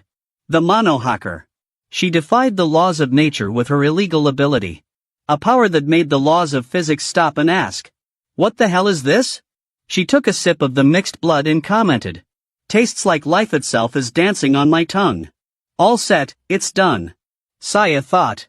She's more of a gourmet vampire than a shaman. But hey, to each their own. Fresh and delicious blood, prepared more cleanly than ever. She smiled as if she had just tasted a gourmet dish. Fry, watching from a distance, thought. That woman's ability is definitely not this. But, hey, who am I to judge? I'm basically a demon sidekick. Saya then took the ceramic flask and mixed his blood with the shaman's, sealing a small contract. He thanked her for a job well done and prepared to leave. Oh, you're already leaving? She asked with an enigmatic smile. Saya replied with an air of mystery. Yes, I still have things to do. I'll come back next time when, I don't know, I lose another key. Or when I need a gourmet blood dish. She smiled and said, always so mysterious. What would I do without that touch of suspense? Now outside, Saya sat in his car, ready to go home. Fry, however, looked more uncomfortable than a wet cat. That place gives me the creeps. I swear next time I'll bring a bunch of incense. I never want to go back there. Saya looked at him with a smirk. Relax, Fry. The only danger there is the free Wi-Fi. Who cares about Wi-Fi, huh? Saya frowned. Why was he being so picky today? Fry grumbled. You and that woman are two perverts. Absolutely depraved. Saya sighed. What are you even saying? I just made a small cut on my arm. No big deal. Fry relented. Fine. No need to insist on it. So, where are we going now? Sayo answered, to the Ancient History Research Institute. That's where Minjun was murdered. Later, after driving for a while, they arrived at the institute. A building so tall it felt like a direct challenge to anyone afraid of heights. Without wasting time, Saya walked to the door and opened it with such force that even the building itself must have thought, whoa, is this a break-in? Fry sighed. Now that you have power, are you just barging into places? This is trespassing. Sayu ignored his concern. Don't worry. This building belongs to the Empire Guild. Si Jean bought and preserved it. Lucky for us, his younger brother took care of this place from the start. Deep down, Saya knew he wasn't the only one struggling to accept Minjun's death. Looking around, he could see memories of when they were all still together 10 years ago. Crouching down, he murmured, I need to see the memory of that day when Minjun was killed. Fry hesitated. Are you really going to use that ability? Sayo answered, yes. With a dramatic boom straight out of an action movie, he activated the Mana Remembrance ability. The place became surrounded by talismans. It looked like they were opening a portal to summon some supreme entity. Or worse than that, past you bills. The exact level of this ability was unknown, but by using it, the emotions experienced by the owner of the mana at a certain location could be reproduced. The clarity of the manifestation depended on the amount and quality of mana used as a medium. Basically, if the mana was weak, the memory would be blurrier than a selfie taken while running. Opening the flask he had taken from the shaman, Sayo combined its contents with his own blood in Minjun's mana-infused book. It almost looked like a Harry Potter potion recipe except with no instruction manual. As the mana spread throughout the area, it began revealing the incident, faint memories of what had happened. Fry sighed. Is Sayu unable to see the memories clearly because his mana reserves are so small? If this were a game, his mana bar would have been flashing red ages ago. Sayu replied, there's nothing I can do. The mana remembrance ability doesn't show the target's memories, just their emotions. In other words, it was basically a high-level emotional detector like a telenovela drama meter, but without subtitles to make sense of what actually happened. Standing up, Sayu muttered to himself, the Minjun I knew was never a weak hunter. If this was done so quickly by a single person, it means the culprit was either insanely skilled, or a cheat-level player using hockey in single-player mode. Now carefully observing the vague memory, Sayu noticed that before dying, Minjun said a few words. He tried to piece together what Minjun was saying. He managed to see the letters V, I, and P. He questioned whether they were in the correct order. Suddenly, he also noticed that the culprit was wearing a veil, making their face nearly invisible. Classic mysterious villain move, hiding their face like they were dodging debt collectors. The culprit then spoke a word. Hierarchy. Now, piecing the puzzle together, Sayu wondered VIP and hierarchy. So Minjun wasn't just part of the research institute, he was part of an organization. Or maybe he was just trying to say he wanted a membership of Haikai Legend on YouTube. Noticing Sayu's expression, Fry asked if he was okay. Sayu wondered what Fry meant by that. Fry explained that back in the Demon Kingdom, Sayu always talked about his younger siblings and disciples. Even after 100 years, he never forgot them. The first thing he did upon arriving on Earth was search for them. And now, he had just watched his disciple die right before his eyes, completely unfazed. Did he have a heart of steel? Or was he just following the Batman method of dealing with trauma?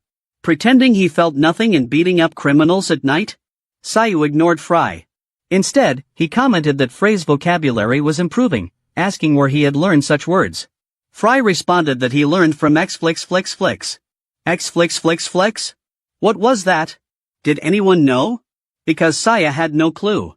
Fry then continued, saying that right now, Sayu's emotions were so intense that they were making him nauseous. But he wasn't showing it on the surface. Or, was he simply unable to? Sayu answered that he was fine. After 100 years, his emotions were bound to collapse at some point. Basically, he was like Windows right before a crash. Speaking of which, my PC is totally bugging out. Anyone got a fix for that? Suddenly, the door creaked open. A man wearing a mask, clearly just an extra, called out to Sayu. You're Min Sayu, right? He scratched his head and added. Where the hell have you been wandering all day? Seriously, making things so damn troublesome? Yeah, this guy was definitely an NPC who just activated a side quest. Then, the extra continued. Anyway, just come quietly. Someone's dying to see you. But Sayu started counting. 1, 2, 3, 4, 5, 6. He realized the guy wasn't alone. He brought 6 goons. In other words, he was exactly the type of villain who only felt brave when surrounded by backup. Sayu looked at him and said, You act awfully arrogant for someone who walks around with 6 insignificant rats. The masked man frowned for a moment, surprised by the response. You're sharp, Sayu. To figure that out so quickly. That makes things easier. Then, he gave Sayu 2 options. Get tied up and come quietly. Resist and get cut before being dragged away, bleeding. The classic you can choose, but both choices suck scenario. Without wasting time, Sayu raised both hands and acted like he was surrendering. It's better to follow you willingly than to get cut down. At least, that's what he made it seem like. The leader, convinced, ordered his subordinates, tie him up. Yes, sir. One of the men stepped forward, and... Yeah, his body got split in half. Blood everywhere. A scene straight out of an R-rated movie. It's probably all blurred on your screen. Sorry, but YouTube won't allow it. With a malicious smile, Sayu said, Actually, I prefer the cutting option.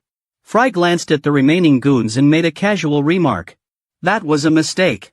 But honestly, you're all a bunch of fools. The goons, now in full-blown panic mode, screamed and charged at Sayu, ready to kill him. But before they could do anything, a figure emerged from the shadows and ordered them to stop. It was Gert, from the Red Guild. From here on out, I'll take control. Gert spoke coldly, asking if he were HMCS Hunter Sayu. Then, he growled angrily, whether he was the one who slew Jikin of Cerberus, his brother. 2 questions were consecutively asked, but tone was not uncertain.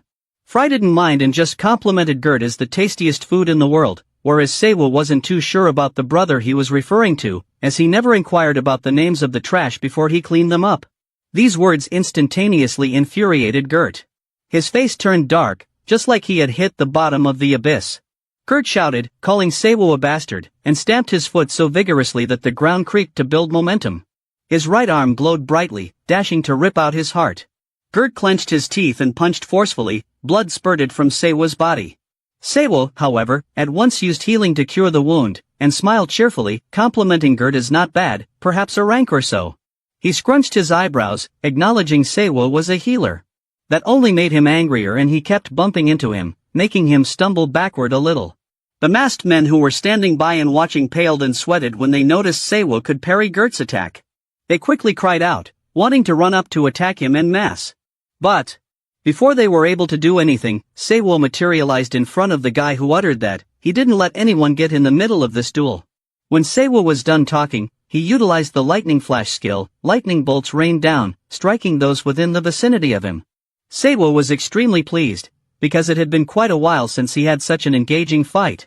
Ryu, watching him easily discard the rats he brought, was taken aback that a healer such as he had a speed buff skill. He didn't know what he was, whereas Gert was extremely inattentive due to Seiwo having broken down all of his movements and avoided them with little movement.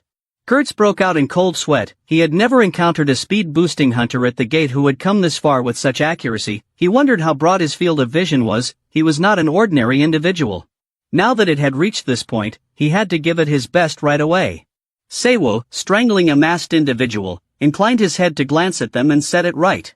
To Seiwo, if there was any crime committed by his brother or his son, they all needed to be punished. They were incited criminals, so to die at his hands was the natural thing. Why were they all so wronged? The ones who should have felt wronged were the civilians injured in that Jiken. His serene face and those words were a massive provocation to Gert. He growled, asking whether all criminals should be killed. In Gert's mind flashed the picture of Jiken cheerfully carrying him on his back when he was small, and he could not hold himself, raging. He accused Seiwo of not understanding anything about the life that Jiken had lived. Simply because he had power in his hands, he believed he could do whatever he wanted. To Gert, Jiken had no other option but to turn into a criminal in order to feed and protect him when he was young. He was just living his own way. The more Gert talked, the angrier he became. Mana flowed out everywhere over him. In his eyes, Seiwo's sin was mocking Jiken's life shamelessly. Right after that, a row of resentful arrows emerged behind him. This was the A-rank Wolf-Fang Celestial Strike skill, able to condense mana and solidify it, then form a row of synchronous attacks which followed the movements of the target. Gert literally desired to kill Seiwo to compensate for his brother. Confronted with such an attack, Seiwo also definitely understood that he couldn't escape it with mere movement, so he instructed Pri to employ his skill, but he began to complain, mentioning that he was only a mana fragment, so he was almost going to be exhausted. Seiwo had to make a sacrifice, instructing him to use it once more and then sleep. He would handle the rest. The moment Seiwo spoke, there was a black mixed gold magic circle in the middle of the air. Seiwo applied the unknown rank nullification skill, which was able to examine the opponent's mana and then generate a formula to cancel it out. It was effective depending on the mana control and observational skill of the user. His circle of magic immediately repelled all of Gert's arrows, leaving him in a very confused state. Ryu, who was outside, witnessed his top-notch talent that could neutralize an A-rank hunter's skill completely. He also well understood that revenge at the moment was very hard because they had been caught in an unfavorable situation. They even had to give up. Meanwhile, Seiwo jumped up. He questioned him coldly if those who ended up in circumstances like Jiken all decided to become criminals. The one who knew that best was him. So don't attempt to sell him that cheap feeling. That thing was too old-fashioned. After Seiwo spoke, he threw a punch at Gert without hesitation. He, despite the fact that he had raised his arm to defend, was kicked several meters backward anyway. The subordinates, observing that, were in panic and shrieking.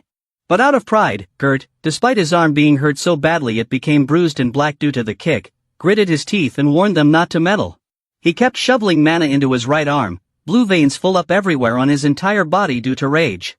Gert still was comforting himself in that he held an upper hand in raw muscle strength due to the fact Seiwo was a healer and therefore he'd exhaust all that mana and was unable to keep using those classes at such heights indefinitely. When the time arrived, he merely needed to walk forward and finish him up in a hurry. He would smash him with a focused Wolf-Fang Heavenly Strike. Right after, Gert let out a scream and hurriedly punched at Seiwo, but he could easily jump out of the way. In an instant, he immediately clutched at Gert's hair and delivered a knee along with a cautionary not to do that again. Seiwa glanced at Gert's obstinate face and kept punching him each time as a warning not to use it. Because this building was already dilapidated, in case it collapsed, would the damn criminal Gert bear the responsibility? He said while punching him in the face. Gert had had enough and summoned all his power to resist. He screamed and punched towards him, the mata on his arms churned like a ball of blazing red whirlwind. Yet, he leaped up as if nothing occurred. Gert also forsook all face and bellowed, instructing Rue to bind him. He dropped down and invoked a magic circle with numerous imprisoning chains. Even though he obeyed, he continued complaining that Gert initially instructed him not to get involved, and then instructed him to attack. It was complete chaos. Those chains immediately tightened around Seiwu. Gert threw all his might into a punch loaded with Jockin's hatred with the hope of exploding Seiwu's whole body with no time for recovery. But Seiwu didn't mind. He called out a golden magic circle in his hand. The handcuff on his hand slowly dissipated. He even casually congratulated Gert on becoming a criminal like his brother. Soon after, Seiwu raised his hand and employed the SS rank life drain skill. The golden magic circle rapidly bound Gert in mid-air. In an instant, his painful groans echoed, all the flesh on his body seemed to evaporate, leaving only a dry, shriveled skeleton covered in skin. Ryu, kneeling on the ground, also trembled non-stop. He couldn't believe that this was the skill of a healer. Upon completing Gert, Seiwu landed on the ground calmly. He scoffed at Ryu coldly for even attempting to use the first skill when he awakened as a hunter that, from the start he wasn't a typical healer. The skill he possessed wasn't using mana to restore vitality, but controlling vitality as one wished, and it was known as spirit black magic, and he sneered and explained it in full for Ryu to listen to. Once he finished talking, he approached him, and he was so frightened that he crawled back, not even having the courage to fight anymore. Seiwu did not make it hard on him and only employed the right-hand rule in order to have a light contact so that he would keep quiet. Then he got up and glanced around the bodies lying about on the floor, checking to see if he had swept clean everything. By this time, he recalled and patted the camera on his waist. Apparently, he had switched it on this time and did not forget. Seiwu took it off and aimed at his face, then called and inquired of Jiangu if he could see him. Seiwu also clarified that this time he wasn't the aggressor who initiated the fight, thus this was self-defense. The Jiangu group at headquarters were all sweating profusely, some were spitting water, some were eating noodles up their noses. Jiangu, wiping his sweat, helplessly told him that the signal was broadcasting clearly, but to his bad luck, he had pressed the live one instead of recording. And at this moment, there were almost 6,000 people viewing his live. There were some individuals in a meeting room discussing the live broadcast of the process of arresting awake criminals by HMCS. This might bring no small amount of trouble to the Ministry of Foreign Affairs. One middle-aged black-haired man described that the live broadcast was undertaken around 2 years ago as a promotion film of HMCS International Headquarters for talent recruitment. That was the idea, but in practice it was almost a failed project. During trial time they watched the video of Gert getting sucked dry and couldn't believe that HMCS would manage to create a video with good quality. The glasses-wearing dude rubbed his chin in awe that someone so skilled a person would join HMCS, but that was not the issue to be concerned about at this point. There was a female, who interjected, saying yet again that the individual that died in the video was one of their guest hunters from Hong Kong's Crimson Guild. On verification of whether it was really them or an untrue video, HMCS didn't commit anything under the law to the knowledge that exists right now. She was going to utter something more but was then cut off as the door suddenly swung open, surprising all three who jumped up in fright. The one who visited was Dae-soo, the present president of Korea. A few days after that, in the Empire Guild cafeteria, individuals were moving around busy, and the voice of talk was very vibrant. Shurjin and Siwoo sat facing each other at the table, but it appeared that he wasn't even paying attention to Sejin. More accurately, he was acting dumb in order not to be asked about the live broadcast last time. Even beforehand said to quit complaining and bother him while having meals, be silent and appreciate the fried pork. Siwoo dined with a beaming face and complimented that the cafeteria here had tasty food. Shurjin, seeing him dodging the subject, helplessly smiled and begged Siwoo to listen to him. In addition, Shurjin also found that Siwoo had been abnormally addicted to food lately. Then Shurjin came back to discussing Gert's live broadcast. It was now a trending topic. Siwoo ate in silence as he heard Sejin. Luckily, since the camera was placed on his person, the image was wobbly, and so his face wasn't made out properly. But what concerned Shurjin was whether or not Dae-soo found out that Siwoo was back. He wouldn't know what to do with himself. He had claimed previously that his mana hadn't healed completely as a result of the spatial teleportation. Looking at what Daesu had done in the last 10 years to wipe out all evidence of him, he should keep a low profile now. That was the wise thing to do. Siwoo took a chunk of rolled egg and obligingly corroborated Shurjin's words. He amazingly placed the rolled egg into his mouth and pledged to take care and keep low so that Shurjin wouldn't worry.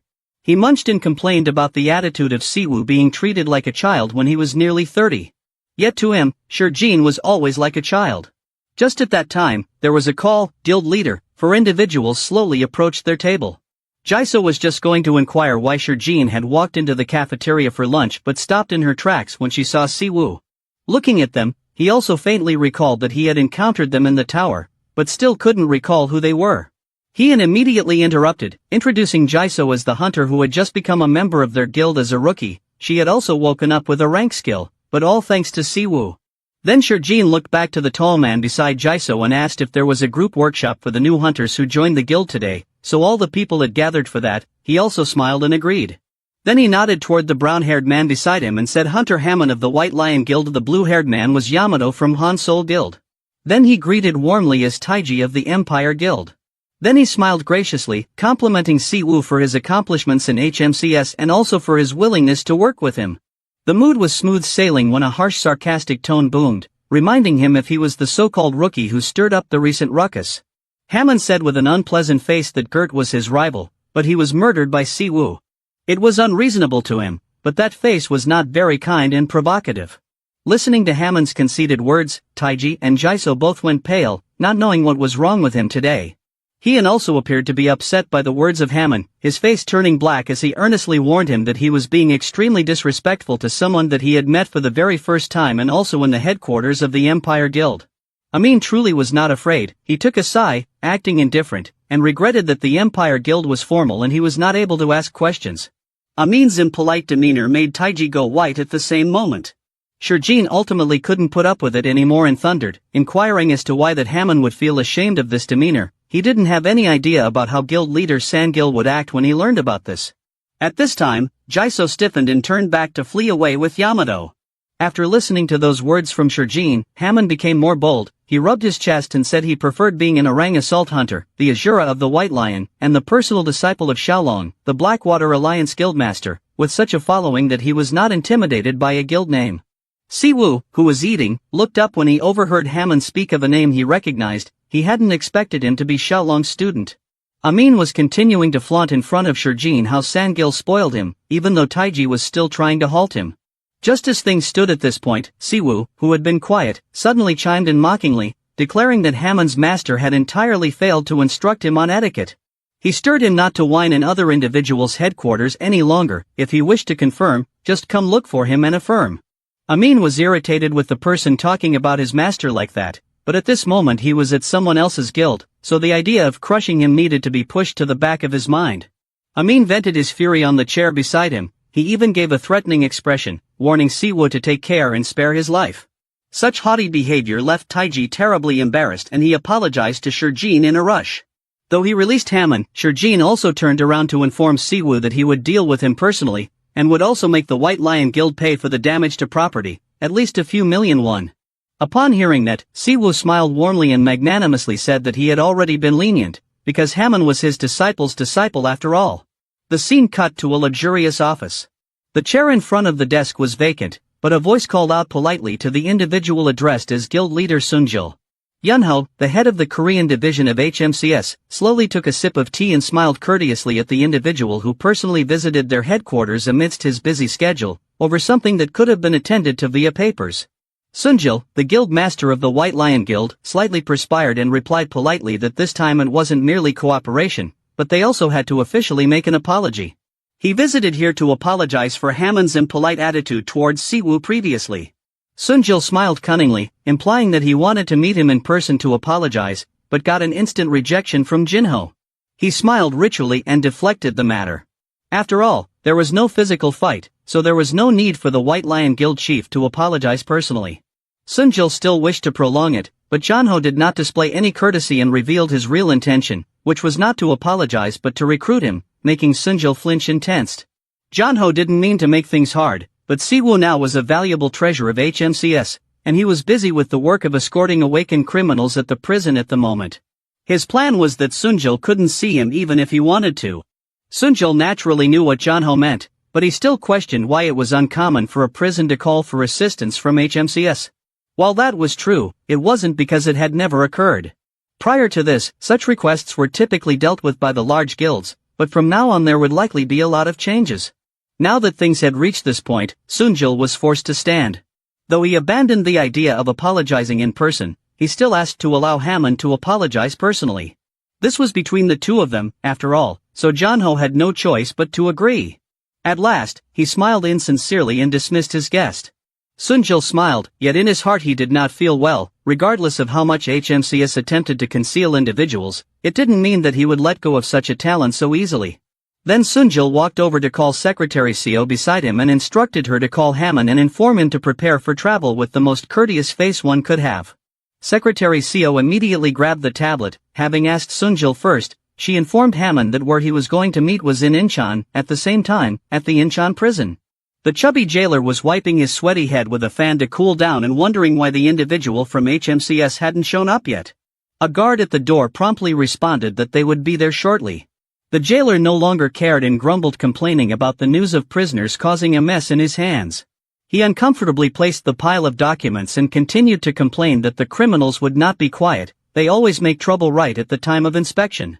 On the records was the detail of a silver-haired prisoner by the name of Sherry Fulk. When he was arrested he immediately reported to jail, so he figured there would be no issue. Who would have thought that he would riot out of nowhere like he was insane? Even with the mana-inhibiting shackles, he still seriously hurt 5 individuals. The guard also whispered in a low tone that in the underworld, Fulk was a notoriously dangerous criminal. Even the investigative agencies had to work hard to arrest him. Listening to this made the jailer's wish to send him away as soon as possible grow even more. At this moment, the prison block was quiet. Within the cell, suddenly a voice rang out calling out Fulk's name, that one handcuffed. The voice belonged to a rat crawling along the floor who sent a message from Bestia to him. On the other side, they began to talk about the upcoming meeting with Fulk. A hooded figure announced that the organization had taken action. If Fulk wanted to get out of prison, he had to do a mission. As soon as Fulk heard that, he stomped the rat under his foot right after the order to cause a riot in the prison rang out. Meanwhile, Seo had finally arrived. He quietly entered the prison for the people who are awake in Incheon. A long time afterward, Heyman also ran after him to the prison, but regretfully, Seo had already driven the prisoners away. He was really frustrated that Sangil had pulled him away like this. While continuing to complain, Heyman looked back and spotted the bus just departing from here. He asked the guard first if it was that bus and quickly got into his car to pursue it. If it continued this way, he would have to drive directly to Gangwon province since he missed it. While pursuing, Heyman growled angrily at Sangil, determined to receive overtime allowance and pay this time. The prison bus drove smoothly along the road without making a sound. Seo, with no strain, sat sipping water and gazing out of the window. Fulk suddenly barked and pretended to take umbrage, grumbling that he was offending him by drinking water by himself. Seo did not respond, replying only in a perfunctory tone. That manner instantly irked Fulk. He quipped that he must be the new jail guard at the one he was being sent to, but got Seo's icicle-like denial.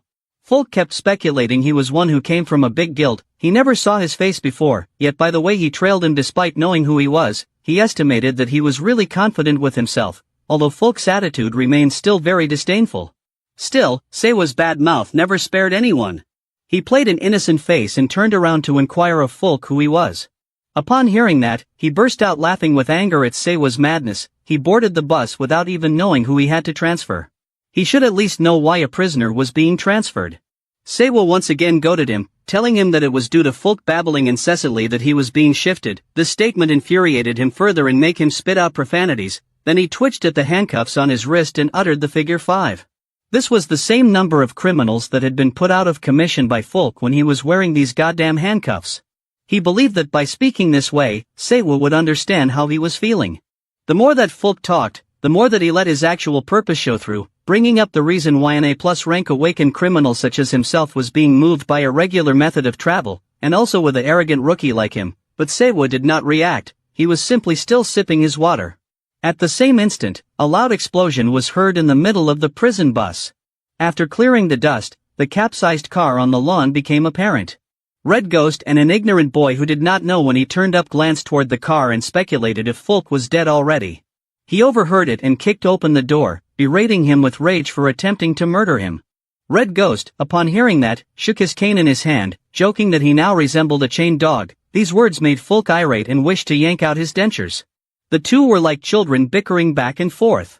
Then, after some time, he asked if he had taken care of the escort. He stepped outside and said that he had kicked Seiwa directly in the temple the moment the car blew, so he was likely lying somewhere drinking brain juice coffee now.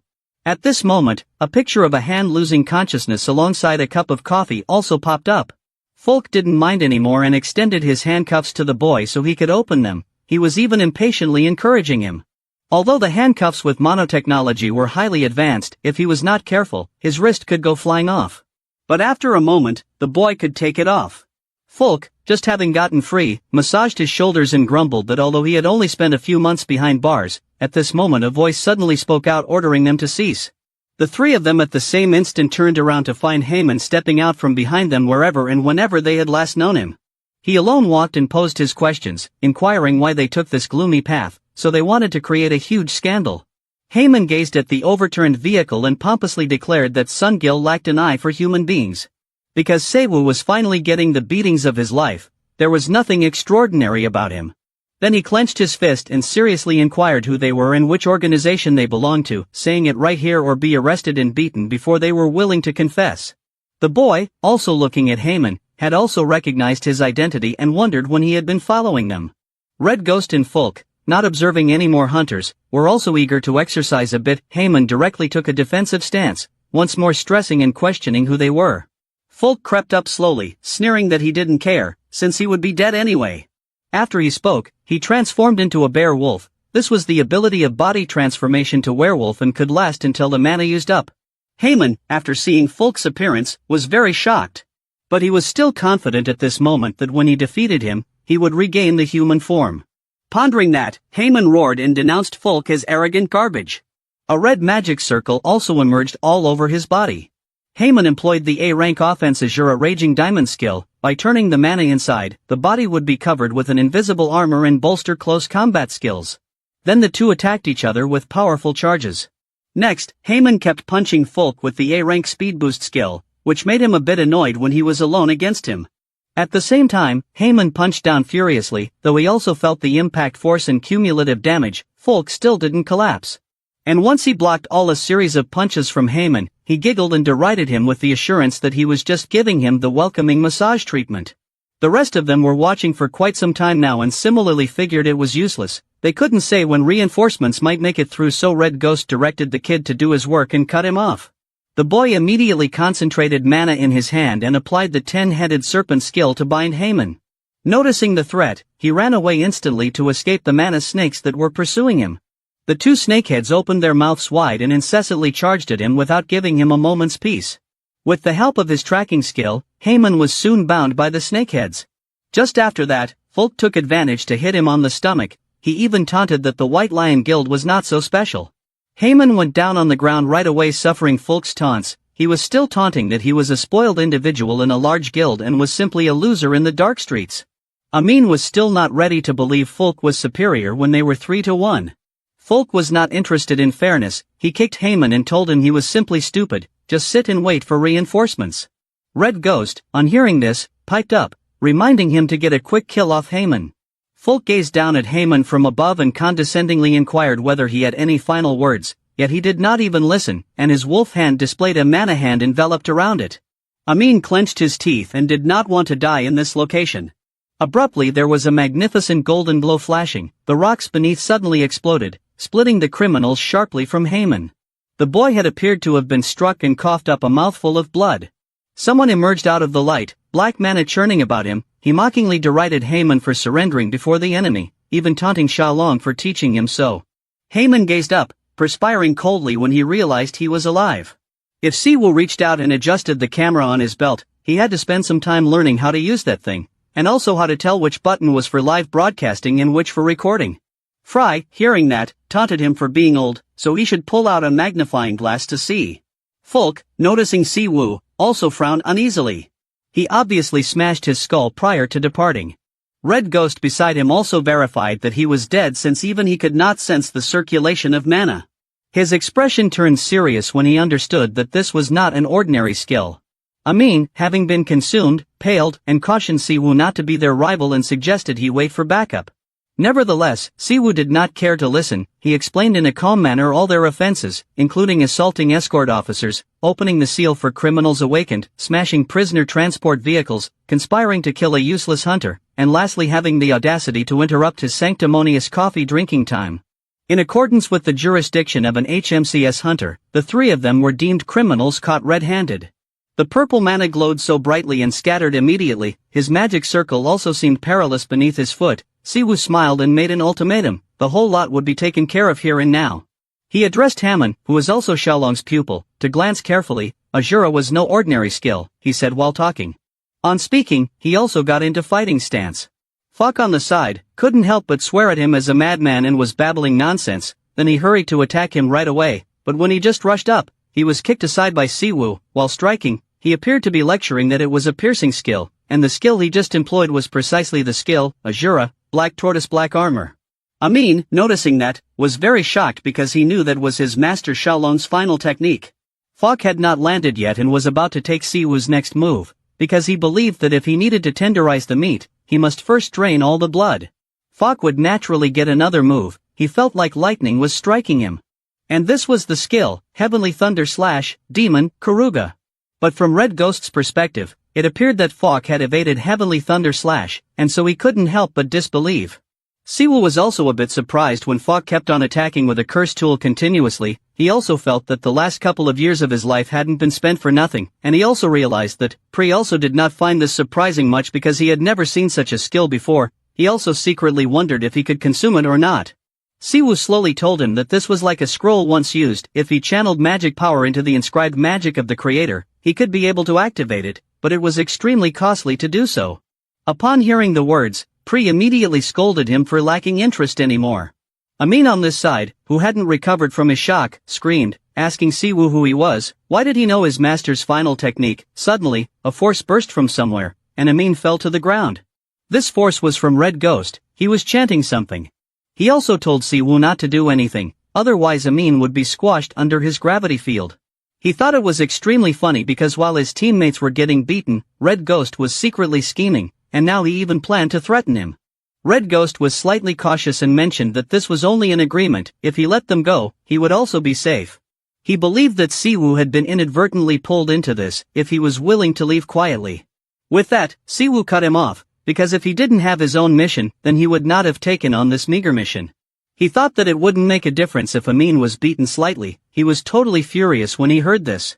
Now Red Ghost understood that Siwoo and Amin were not on the same side. Siwoo also graciously informed him that the ones on their side were indeed them and the prison. He was aware that they were assassins who hunted hunters for a profession and also employed by a big organization. Furthermore, they also carried many high-level curse tools, had skills to restrain awakening abilities and could even contact the prison. What he wanted to know was who they were working for. Red Ghost did not anticipate him to have so much knowledge. The issue was that he dared to come alone even with such knowledge. He actually wanted to know who Siwoo was and what he desired when he arrived here. Siwoo, having him say it so tediously, affirmatively stated that he wanted to know whom they worked for but still inquired from him again. Noticing that Siwoo wasn't easy to bargain with, Red Ghost threatened to take another step. Siwoo heard that and reached out slowly towards him. Red Ghost instantly sensed the changed gravity. He didn't believe Siwoo had overcharged the gravity with the same lightning-based ability because that wasn't possible with the magic density of an ordinary human. Pri, observing that, was very interested. Meanwhile, Siwoo had recovered 40%, and that made him feel that the right warm-up worked wonders. Siwoo addressed Red Ghost, telling him not to spend any more time since with his age, wasn't every second precious? Red Ghost was still refusing stubbornly because he believed that even if they were members of any organization, he would not tell him easily, because if anyone was a member of an organization, they would take a vow of silence. This vow was sealed by the mana of that person, and whoever betrayed the secrets of the organization would be killed instantly. Meanwhile, Hamon was also slowly standing up behind Siwoo. Yangdu was also slowly shivering while he was sitting up. Red Ghost even reprimanded him for being a blockhead. Siwoo, who heard it from the start to the end, believed that it was because Red Ghost was afraid to die. for whenever he made a new magic circle, he would say not to worry, he would get used to it after dying a few more times. Red Ghost, noticing that, pressed Folk to do something in a hurry. Folk, who was bleeding all the time, didn't dare to wait any longer. He ran at him, swearing to rend Siwoo to pieces even if he was killed. But how could he let it happen? Siwoo spoke little and struck Yanggu on the chin. Amin, wiping his blood, cried out that the account was now squared. Yanggu, upon hearing him say that, bellowed because he felt Haemun ought to have remained there rather than get in their way. Amin laughed mockingly, believing that he was speaking rubbish since the actual fun had just started. Siwoo on this side simply coldly bellowed a word, wind cut. The subsequent tornadoes seemed, entwining people in Red Ghost, and this was the technique, heavenly wind 10,000 cycles. Siwoo pinched Red Ghost's neck, inquiring how he was feeling. He was now informing him that death was such. Red Ghost was not able to say anything, only struggling hard. He employed a cold expression, inquiring from him how many times he had to attempt like this in order to respond to his question. Red Ghost tumbled into unconsciousness, taking his last breath to inquire from Siwoo what sort of person he was. He did not reply to his question and just squeezed tighter since it looked like this one time was not enough for him. Amin was convinced that Siwoo was actually a madman. He was witnessing Siwoo dealing with other people before they plunged to their deaths. If he were in such a condition, he would prefer to die. Amin was highly curious about what that unusual skill was. Siwoo had made Red Ghost taste it for the third time. He asked him patiently again and again who they were working for. Poke could no longer tolerate it and begged him to stop. He also begged Red Ghost to tell him at once. He finally could not bear it and said that they were working for Bestia. Siwoo, hearing this, was very satisfied. Red Ghost watched him as though he had thought about something because initially, Red Ghost was in a state of being half a skeptic, yet on seeing his ability, Red Ghost was confident that he knew that he was among the 3 legends who went missing ages ago. The mad dog, Min Siwoo. He sat down at this point and requested a genuine dialogue with them. Siwoo took on the form of an individual's face and inquired if they were aware of his whereabouts. The secret individuals joined a small unit known as the Bestia Assassination Organization. They were an elite group of assassins who were experts at assassination, under Crow's command. The expensive table and chairs in the secret room were where they operated from. They were notorious worldwide as an army of great skill and as well as being the greatest number of missions they had executed. Red Ghost had lived for a long time in his life in the shadows as a first-generation hunter, that is why he always had a good idea about this organization. There was no need to hesitate when he got an invitation from such a big organization. Red Ghost immediately signed his name on the settlement paper. To him, murderers who were part of an organization, maintaining secrets regarding their fellow members was the minimum law. The instant you took the oath to stay silent, your life and death would be determined by the organization. He himself was bound by the organization both physically and mentally. Thus, to him, being loyal until his head fell to the ground was the rule of this world. Red Ghost was very loyal. It had been 15 years since he became a member of the organization. Even when he was almost dying, he never considered betraying his brothers. He would bite off his tongue and die first. However, that was on the day Min Siwoo came. He had tasted real death countless times, which loosened his mouth slowly. He started to share information regarding one of Bestia's members. The member used the codename Black Mamba. The above things were what Min Siwoo could get from the individual standing before him. He spoke nonchalantly, considering the name Black Mamba. Oh well, so you people are from that organization. Sherry Folk, on the ground, furiously shook with anger as Siwoo posed a question to both of them. Siwoo gazed at the beaten man crawling on the ground. He spoke, his tone icy and merciless, and asked them if they had ever been assigned a mission to kill the hunter young Min Jin. Abruptly, his voice turned angry when Folk remained quiet, so he felt afraid of the killing atmosphere himself, who was kowtowing on the ground. Red Ghost and Sherry Folk were both bowing their heads to the ground. The two people's bodies were shaking all the time.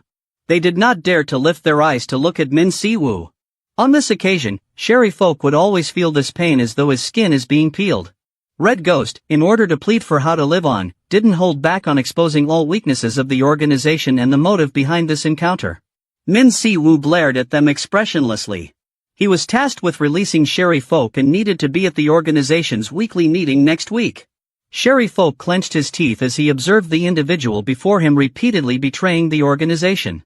At the same time, Red Ghost kowtowed with the desire to be Siwoo's minion. Shu Heyman, who was behind Siwoo, lost his temper when he overheard the insects before him babbling nonsense. He gazed at Siwoo, who was absent-minded and kept questioning. Shu Heyman continued to convince Siwoo with his words. He felt extremely helpless when he heard him chattering.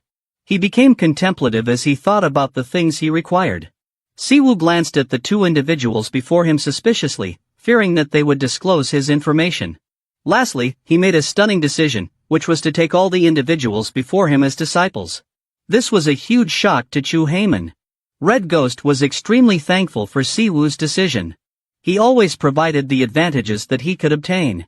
Nevertheless, in order to prevent betrayal, Siwoo still requested them to take an oath. This caused the two individuals kneeling on the ground to turn pale. They were scared that they would be killed if they did not follow the oath. With no time to think, Siwoo made a magic circle right before them. Red Ghost and Sherry Folk knelt down on the ground, mouths sworn all the time.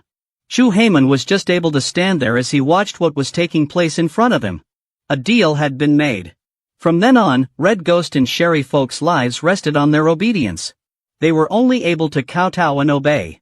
Witnessing the two thugs before him being acknowledged as disciples made Shu Heyman feel neglected. He continuously cried and made a scene, even threatening Siwoo that if he did not take him in, he would go to the association. But with one glance from Siwoo, he ceased talking. Shu Heyman was as if flowers blossomed before his very eyes upon hearing Siwoo say that he was taking him in as a disciple. His eyes lit up and were bubbling with excitement. He did not think what he had just heard. Siwoo turned around and walked away, disregarding Shu Heyman, who was acting boastful before the two insects. In another scene, in the prison, in the quiet room, a sharp scream suddenly echoed. The jailer always scolded the servants. Huang Jiangu always cursed Siwoo in his mind. It seemed that all things connected with him were unbelievable. The jailer always scolded Huang Jiangu with extremely severe words. But his reason made the jailer hesitate for a moment. According to Huang Jiangu, the error appeared to be that of the jailer when he was subjective in his work. The jailer slammed the table in anger. He was like someone had trodden on his tail, yelling all the time at Huang Jiangu. Huang Jiangu's following words made the jailer's face darken even further. He concurred with what the jailer had told him, but he also needed to warn him of a new threat that was coming. Huang Jiangu wished that he could be on his side. On Min Siwoo's side, he was bored when he heard his subordinates telling him about the situation.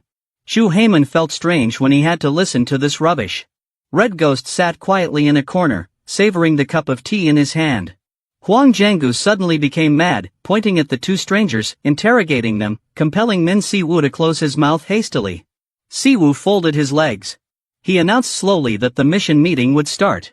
During the meeting, the mission would be executed when the Biastia Assassination Organization's meeting was held.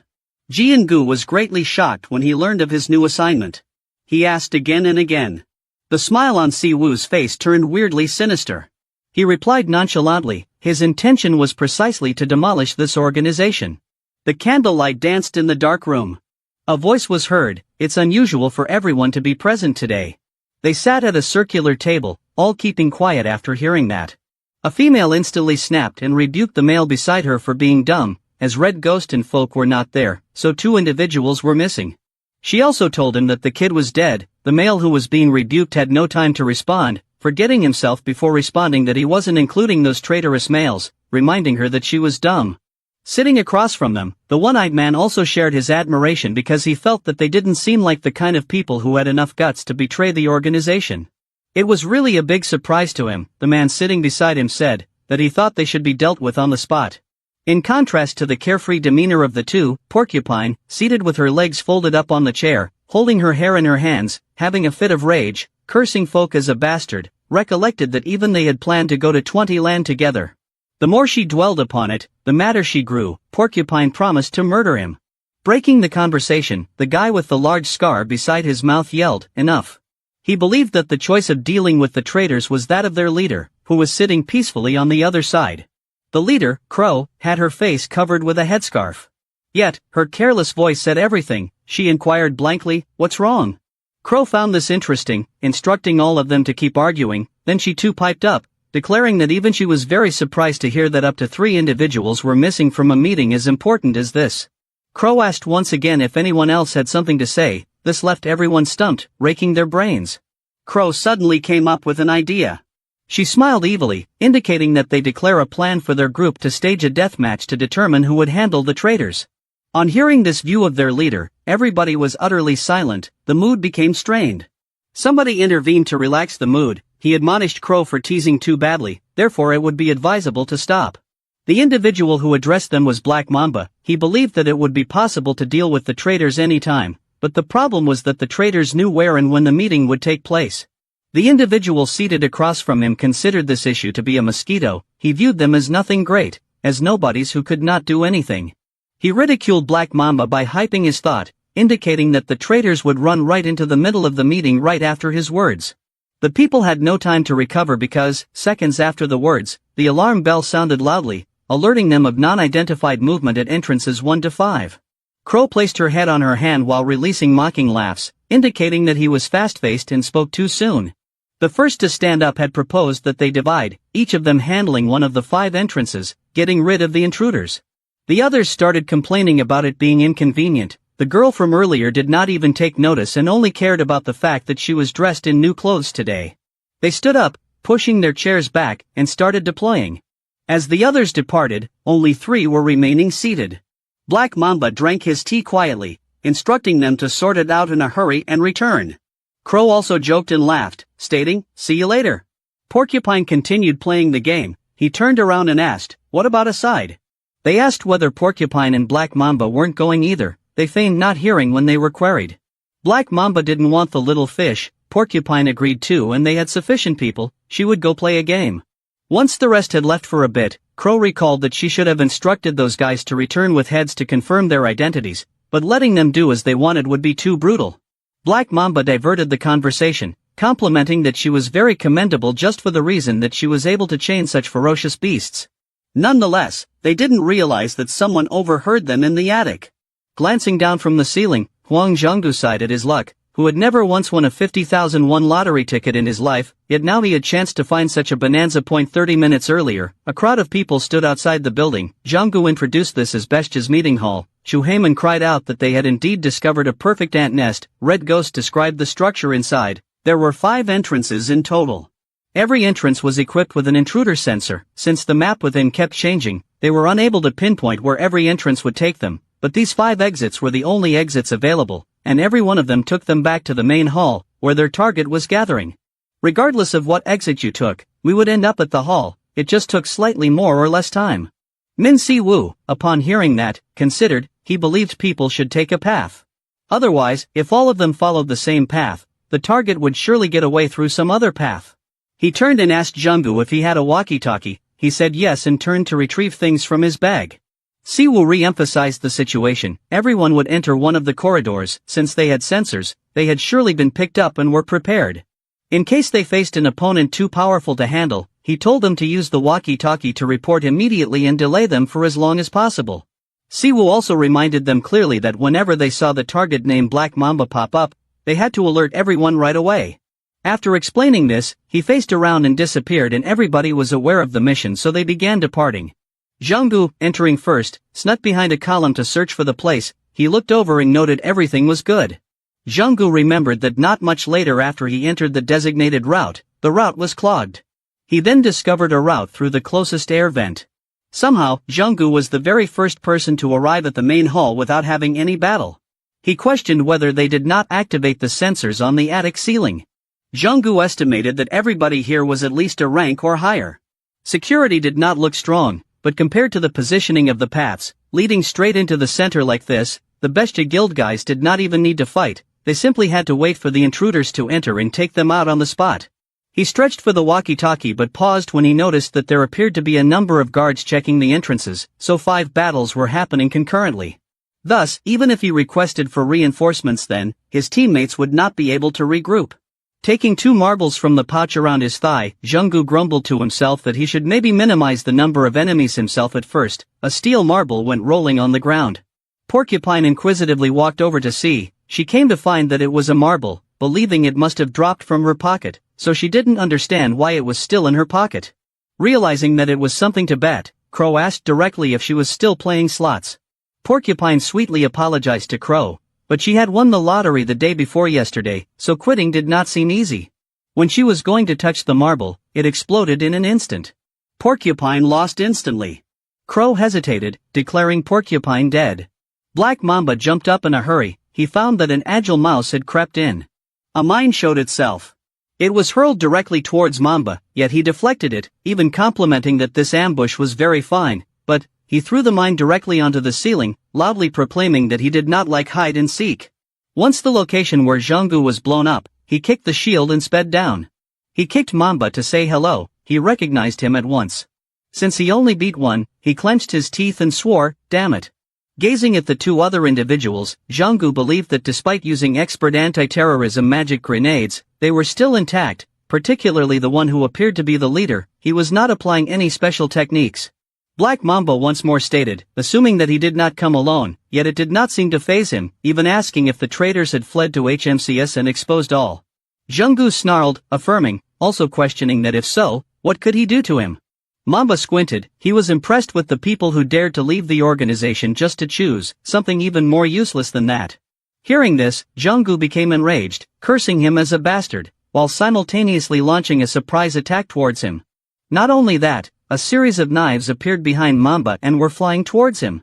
Crow, who was sitting to the side, too felt that it wasn't a bad move. Mamba at this point recalled what his ability was. He reaffirmed again that it was mind control, right? On this side, Zhonggu knelt down on one knee, pulling out a mine, assessing that Mamba's skin was too tough, his regeneration power was also too quick, it was just augmenting his body with mana, but his speed and stamina had gotten insane like that. Putting an end to this monotony, he charged towards Zhonggu. Mamba's attack sent him flying back, slamming into the wall. He drew out a wand, explaining that he didn't initially want to leave fingerprints on his organs, but since Zhonggu had begun bleeding, he had no other option. Prior to proceeding, Mamba respectfully inquired whether Crow would like to kill him. Crow simply savored her tea and explained that she would consider it. Zhonggu, observing the perilous predicament, rapidly drew out the walkie-talkie and appealed for help. He declared that he was fighting the target in the main hall. Before he could say anything else, Black Mamba stamped on his chest. He sneered that he appeared to be a little slow.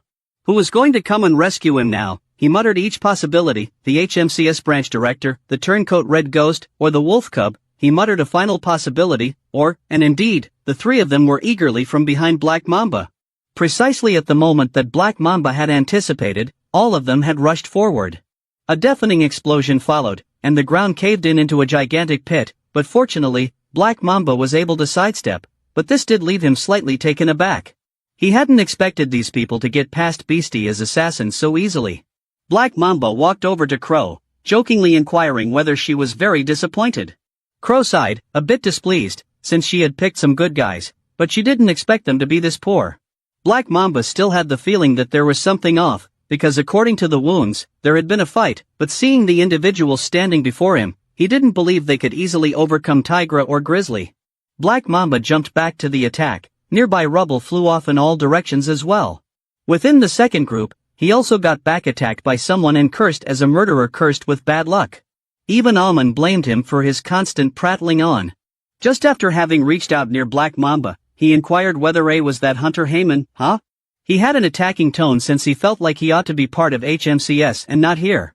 When he was distracted, Heyman had been pushed airborne by Black Mamba and had hit another guy, so he was really apologetic about it. Black Mamba looked at Sherry Folk and Red Short next. Everything here was unfair to him, as he saw the folks in front of him weren't performing like a team, but a messy mix thrown together. He recognized that these individuals were from other organizations, and there was no need for them to be here. Black Mamba was quite interested in knowing who was the individual that had brought these individuals together. But at this time, somewhere else, there was an individual who was having his hair pulled back tightly. He had been beaten so much that he could no longer resist. Getting back to the battle, Heyman was enraged at listening to the words of Black Mamba. He evidently knew he was being demeaned by Heyman from the White Lion. He hollered really loud, and told everyone not to sleep. Jiango spotted Heyman and was highly shocked, because he was that fast to get here. Alman revealed the moment he listened to the radio, he rushed straight to here. But, in fact, it was not quite like that. Alman indicated that more precisely, he was fighting with someone close to the entrance. But his master had suddenly showed up and told him to proceed directly to the center. Alman assumed that Folk and Redshort were in the same situation. But before them was holding down Black Mamba until his master came. Sherry folk listened to that and cursed violently, because how do they restrain an A+ rank awakened without killing him? To say nothing, that it was Black Mamba. Red Short also did not think the situation was looking quite good, because Black Mamba had yet to use his skills. He had the feeling that something was terribly wrong in this meeting room. Based on what Red Short knew about Black Mamba, in speed and attacking power, he was nearly the second strongest individual in Bestia, but he lacked high-level sensing or tracking abilities. And this further confirmed that Black Mamba had planned something, or perhaps it was Crow, the Bestia leader. Red Short thought that Black Mamba's ability was still a secret to him, since he had no idea what kind of trump card he would use. They couldn't go on like this indefinitely. Red Short knocked his cane violently onto the floor, then informed the others that he would handle the boss. The other fellows, however, were to regulate Black Mamba. Sherry folk overheard that and was enraged, cursing him for always dumping the dirty job on him. Black Mamba on this side was battling Hammond, but he still had the stamina to worry about how no one was responding to his question. Red Short, on this side, quietly thought that until their master came, they would not be able to exit this place. Considering to that extent, he formed a ceiling formation. Due to that, Hammond could strike Black Mamba with an attack. Crow was also dominated by the chains of the ceiling formation. She thought it was very absurd because she believed that these people were making her fight. Red Short cautioned Crow to not move, for he believed even she could not get away so easily from the mythical rank ceiling formation. The words struck Crow as being ridiculously silly. Crow even mocked at how it seemed Red Short's new master treated him with kindness, even outfitting him with top-grade gear. But for him to turn around and betray the organization like this, wasn't that too ruthless? At this moment, Porcupine behind Red Short slowly sat up from behind her. Of course, Crow was aware of that. Before Red Short noticed Porcupine, she had already approached right beside him. Sherry folk came rushing up, yelling him out. Jiangu was also shocked to an extreme degree, since he was sure she had passed away. Black Mamba, on our side, had escaped from the chains, and it appeared he was eager to finish everything in a hurry. Since he had no idea when reinforcements would be coming, but he was still here mopping up these trash, this made Black Mamba feel extremely busy. So, he concluded that these people must die sooner rather than later. He chose to employ his long blood ability in order to put an end to them. On this side too, despite having been hurt, he still volunteered to help Hammond from the distance. Hearing that, he instructed Jiangu not to budge, since his ribs had been broken. Almond quietly thought to himself that despite Black Mamba's strength, he could not break through this layer of scales immediately, therefore. But just as he was going to think that, an attack came flying at the two of them. Fortunately, they were able to avoid it. Almond was not surprised by this, since from the very first contact, he had understood that Black Mamba's mutations felt like folks, but mana density was so much greater. And in this meeting hall, Black Mamba appeared to be dominating the ground as if it were a part of his body. Almond also realized that in this context, he could do nothing but buy time, and could not do anything else. He glanced at the others who were also facing difficulties while running. So using reinforcements was out of the question. When Hammond was feeling powerless, Black Mamba attacked him. At just the right moment, a knife came flying in and pierced his hand. The moment his arm changed, his arm transformed at once. Jiangu saw Black Mamba's arm being destroyed and came to the understanding that he was able to perform elemental magic too. Black Mamba let out a deafening roar at this point. Rubble around him also stood up with it. Almond verbally reminded Jiangu loudly that there were flying rocks coming at him from upstairs. No sooner had he uttered the words when Black Mamba attacked Hammond once more, for he knew he still had time to care about others. Almond was soon sent flying. The next was Jiangu. In making his attack, Black Mamba taunted the righteous hunters as well, always committing the same error. He believed that these individuals believed that the level of skill and the quantity of mana would determine who would win the fight, but there was something, that they had come here but believed he wouldn't have prepared anything? Black Mamba uttered as he tightened his hand around Jiangu's neck, until his face began to transform. Bulk, meanwhile, was not faring any better, since Porcupine had wanted to kill him. The whole meeting hall had been reduced to shreds in an instant, and a self-destruct formation had been created here, both boosting defense and being constructed for emergencies. Better said, it was a snake den. The moment these individuals stepped in, their destiny had been sealed. Black Mamba instructed everyone to not fight anymore and to exit calmly. On his face at this time was a mere murderous aura. Suddenly, there was another loud explosion. A figure moved like lightning. He attacked Black Mamba straight away, and he could not resist. He had finally caught up with him. Siwo gazed at Black Mamba and provided a wicked smile. Siwo pushed Black Mamba to the wall and held him by a hair from struggling. He seemed like a killer venomous snake in his eyes. Porcupine, on seeing her companion cornered, cried out to Siwo, inquiring who he was. Now suddenly she, too, got struck by lightning alongside Black Mamba. Crow noticed this happening, couldn't help but feel flabbergasted, for she was absolutely certain that Siwo must have cancelled out all the spells around here. When he heard that, pre-roared non-stop, and said that it was because he had assisted, and Siwo wasn't that great. Crow became all the more intrigued, because Siwo had destroyed a facility that took millions to construct into a useless mound of debris in a flash. Black Mamba, still somewhat strong, expressed his astonishment at his first appearance, but now, he had come to realize something. He guessed that he was the suspect who had taken out Beshta's assassins and brought the people here. When he heard the word suspect, Siwo scolded that Black Mamba was the one who was that. Crow, who stood far away, showed her view that Siwo came here due to Black Mamba. She also inquired what he had done. Black Mamba denied right away, because he only took missions. Black Mamba began pondering Siwo's words, thinking that this could be a revenge case.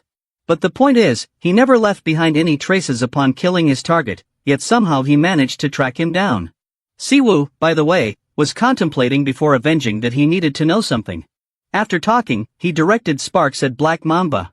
Crow was going to say something, but she was cut off by Red Ghost's cane. He and Sherry Folk had Crow tightly so she couldn't say anything else, because Siwo wished to hear something. Tightly held by the two, her attitude relaxed.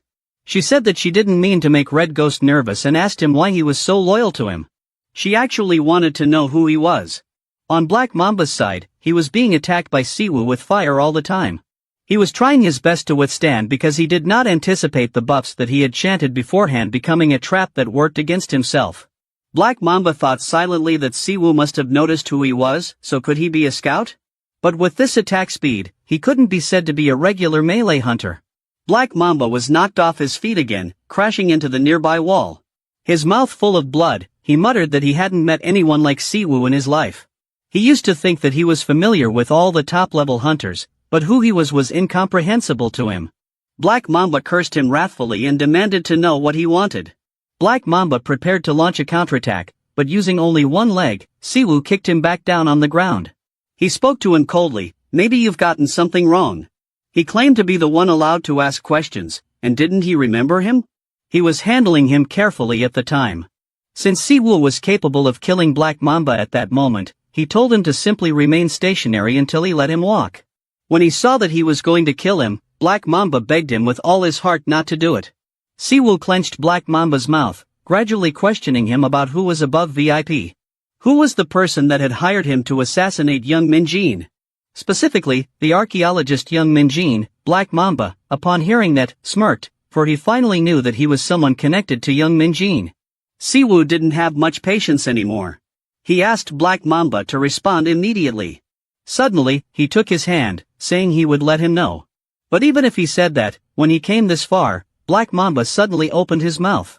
On his tongue, there was some sort of formation, but it appeared that Siwo didn't notice this. Black Mamba was more than happy to inform him, but he didn't think he could hear it, because his ears would be melted off soon enough. As he was finishing speaking, Black Mamba spat poison out of his mouth towards him. Black Mamba sported a taunting smile, informing him that since he was an assassin, he could not disclose client details. Siwo, having his face sfred with poison, was infuriated because he believed Black Mamba had spat on him. If he was not going to speak seriously, he would get him to speak. Black Mamba, realizing that he was not affected at all, came to the horrific realization that he was a healer. He was going to call Crow for assistance, but her condition did not look good either, as she too was being surrounded by the others. Black Mamba respectfully agreed to say all of it. The client was Pandemo. As Siwo involuntarily uttered the name, Pandemonium, Crow smiled, as if she had understood something. She pushed away the people around her. Crow also knew who he was now. She said that he was the first-generation hunter who disappeared 10 years ago, the mad dog, Siwo. He wasn't surprised that his identity had been revealed. He asked in return, did Crow also belong to Pandemonium? She, of course, didn't, because her group was all assassins, and they didn't accept personal requests. Assassins were just tools. Crow was aware of who Siwo was because she knew his power and that he was aware of Pandemonium. Somebody told her previously that there was a first-generation hunter who employed a peculiar recovery ability. Siwoo didn't think that Crow didn't have any knowledge. If she doesn't speak up, he'll learn on his own. Crow replied she wasn't a liar. She spoke because he had discovered her, so his question was already solved, but the weird thing in this situation was that they had forgotten Siwoo existed. But that wasn't Crow's concern. She turned around and called Porcupine to wake up after talking. Then came a surprising explosion. Crow and Porcupine departed with it. She even thought that he would pursue the two of them. But Siwoo told her he wouldn't do so, since he knew what to do next. Crow, upon hearing that, smiled. She also told them they would see each other again soon. Amin couldn't help but wonder why Siwoo let those two go. Siwoo said slowly that if they pursued the two, they would trigger the destruction magic already chanted on the floor. He well realized that the locals here no longer possessed enough power to prevent this. He indicated that they now had what they desired and instructed Jianggu to clear the site. At the moment, he recalled Pandemonium, Minjin. Siwoo sincerely desired to understand what he found out. Siwoo sat reflectively before a computer screen, repeating the name Pandemonium. He clicked the computer mouse, starting to weave together all the things that had transpired since 20 years ago when the first gate opened, setting everything in motion. In this world, mana was seen as the origin of everything, the source of power. And then there was another force known as the demon race, a race from a different dimension that possessed higher power. Once the first gate opened, they made use of the commotion and invaded Earth, thinking of themselves as high-ranking administrators who could dominate others. This was really a hell on Earth for human beings, as they could tyrannize others at will and treat humans as inferior beings. They constructed a demon king's palace, which commanded all the gates on Earth, deeming it their own world. In that bleak circumstance, several individuals who could not tolerate it any further yielded to the demon king. They called themselves Pandemonium. Fortunately, the initial generation of hunters who understood the strength of mana rose up and took on the brutality of the demon race. War ensued instantly between human beings and the demon race. The turmoil finally ceased with human victory. It had been 10 years since Siwoo defeated the demon king and was thrown into the spatial rift. Pandemonium was also wiped out, but now it had reappeared. He suddenly asked Fry if the Pandemonium group also existed in the other world he had been to, but with a different appearance. Fry nonchalantly said that was correct. Among the numerous races he had encountered, there were the largest number of demons. The demon race was a cruel race. They not only wanted to conquer humans, but also make other lower races labor for them as servants, even dragons. Siwoo was greatly perplexed as to why they were so ruthless everywhere, but Fry did not quite agree. He felt something had been taken by the demon race before he met Siwoo and lost his memories. After 100 years of fighting with the demon race, Fry decided they were surely the kind of filth capable of doing horrible things. Although he'd heard it all, Siwoo still got a headache. Information he gathered was too scant. 10 years earlier, he was only concerned with killing them without actually knowing much about them, so when the time came, he didn't know what was happening much. All he knew now was that their mana patterns were not human. They were also far better at disguises than they had been 10 years ago. Fry believed that simply killing them all would be sufficient, but he didn't believe things could be that easy. At this very moment, the door of the room opened. Shijan entered, inquiring with a curious expression if Siwoo was causing trouble once again, and why he suddenly wanted to lease an office. He explained that it was simply because he wanted to trace Minjin's path. Shijan was very enraged at his nonchalance, explaining that it was a trifling matter, but he had annihilated a whole assassin guild. He interrogated Siwoo, inquiring if the office was to gather the people involved, and who he had pulled into this that he needed to conceal. Shijan started complaining that Siwoo always had secrets, fearing that Disu would discover them. Siwoo also worried a lot about the chatty Jianggu. He sighed, telling Shijan not to worry so much because Jianggu had wiped out all the clues that had anything to do with him. He also planned to visit Disu. Upon hearing this, Shijan became even more uneasy. Siwoo reassured him that he could shut down any unnecessary moves. In fact, Siwoo's mana still hadn't recovered. He told Siwoo better not be impulsive. He didn't want to see Siwoo in harm's way again. Siwoo had to pretend to be normal and tease Shijan, telling him he knew what to do. Shijan wished that he would honor his word and asked that he coach the rookies as an alternative to leasing him the office. He also spoke of Hunter Shinjiso, who possessed a multi-faced and hard-to-master awakening skill and required reassessment. Siwoo reluctantly agreed, then shifted the topic, stating that he was famished. Fry also snarled, stating that he was very hungry. Siwoo cradled his belly, believing Fry was the cause of why he was perpetually starving. After exiting the office, he had a storm of calls from Jianggu, inquiring if he wanted to withdraw his name from this case. Upon hearing that question, he became even more infuriated, since it was Jianggu who ought to be guilty of tattling to Shizhan. Jianggu, however, believed he was justified. Siwoo did not know how bad the issue was. This was making the agencies and the media go into frenzy. An assassination group of hunters was something unprecedented. HMCS had beaten them with a single individual. Everybody was uneasy about his careless attitude, hoping that he would assist. Jianggu blamed Siwoo for getting the director into trouble. He did not know how to convey that he had managed to wipe out all of the assassins. Siwoo believed that it would be good enough to simply unify his statements with the White Lion Guild, but Jianggu was experiencing some trouble doing so. He told Siwoo to do it himself, taking into account the recent prison breakout. Siwoo refused outright on the mere grounds that he was hungry, and then hung up straight away. He went back to the couch and sat down because he was too exhausted by these people. He just did not want to do anything. He turned to Shizhan, who was cooking, and asked him what the current state of affairs in the demon race was, and whether anything had changed from 10 years ago. Shizhan believed that there were not too many things that were alike. The demon race had formed a peace accord. After the treaty had been signed, they set up a research institution in the Arctic about mana spilling over onto Earth. Apart from that, there were no other suspicious behaviors. Most nations even collaborated with them. The demon race didn't show themselves as much anymore. Up till now, kids even believed the demon race to be mere legends. Siwoo frowned. Fry added that the demon race could not love peace. That was absurd. While he didn't think so either, he had to admit that demons did have varying ideologies. He couldn't lump them all as being evil. He pondered Crow's unusual mana patterns. Maybe she was a half-breed between a demon and a human. This could be entirely likely. He grasped the group photo of his friends in his hand, lost in thought. All of this only to avenge Min Jin. But when he actually dug in deep and pursued the lead, he was sure that it was not as simple as it was on the surface. This war would be so much longer than he anticipated. At this time, Siwoo was busy instructing his apprentices, saying everyone should pay attention to manipulating the mana within their bodies and perceiving the dantian. Amin was absent-minded, not having any idea about what he did mean by dantian. He believed awakening skills only to occur when his body exploded in adrenaline, and this type of meditation did no good at all. Siwoo knocked annoyedly on Folk's head. We can't pay any respects to his trainings. Sighing, he said it was as indispensable to control mana as to use a gun. Folk, however, believed that simply overpowering others with a fierce attack was sufficient. Siwoo replied that Folk was still inexperienced if he believed that it would be sufficient to trigger his first skill in a synthetic gate. The disparity in power also rested on numerous variables. If they didn't know how to properly handle mana, they wouldn't feel the dantian when they inadvertently triggered a skill. But if they could feel it, a gap would form in the body, where mana came together and flowed. That reservoir of power was known as the dantian. They expressed themselves externally as abilities. If you can master them, the power of the ability will be more.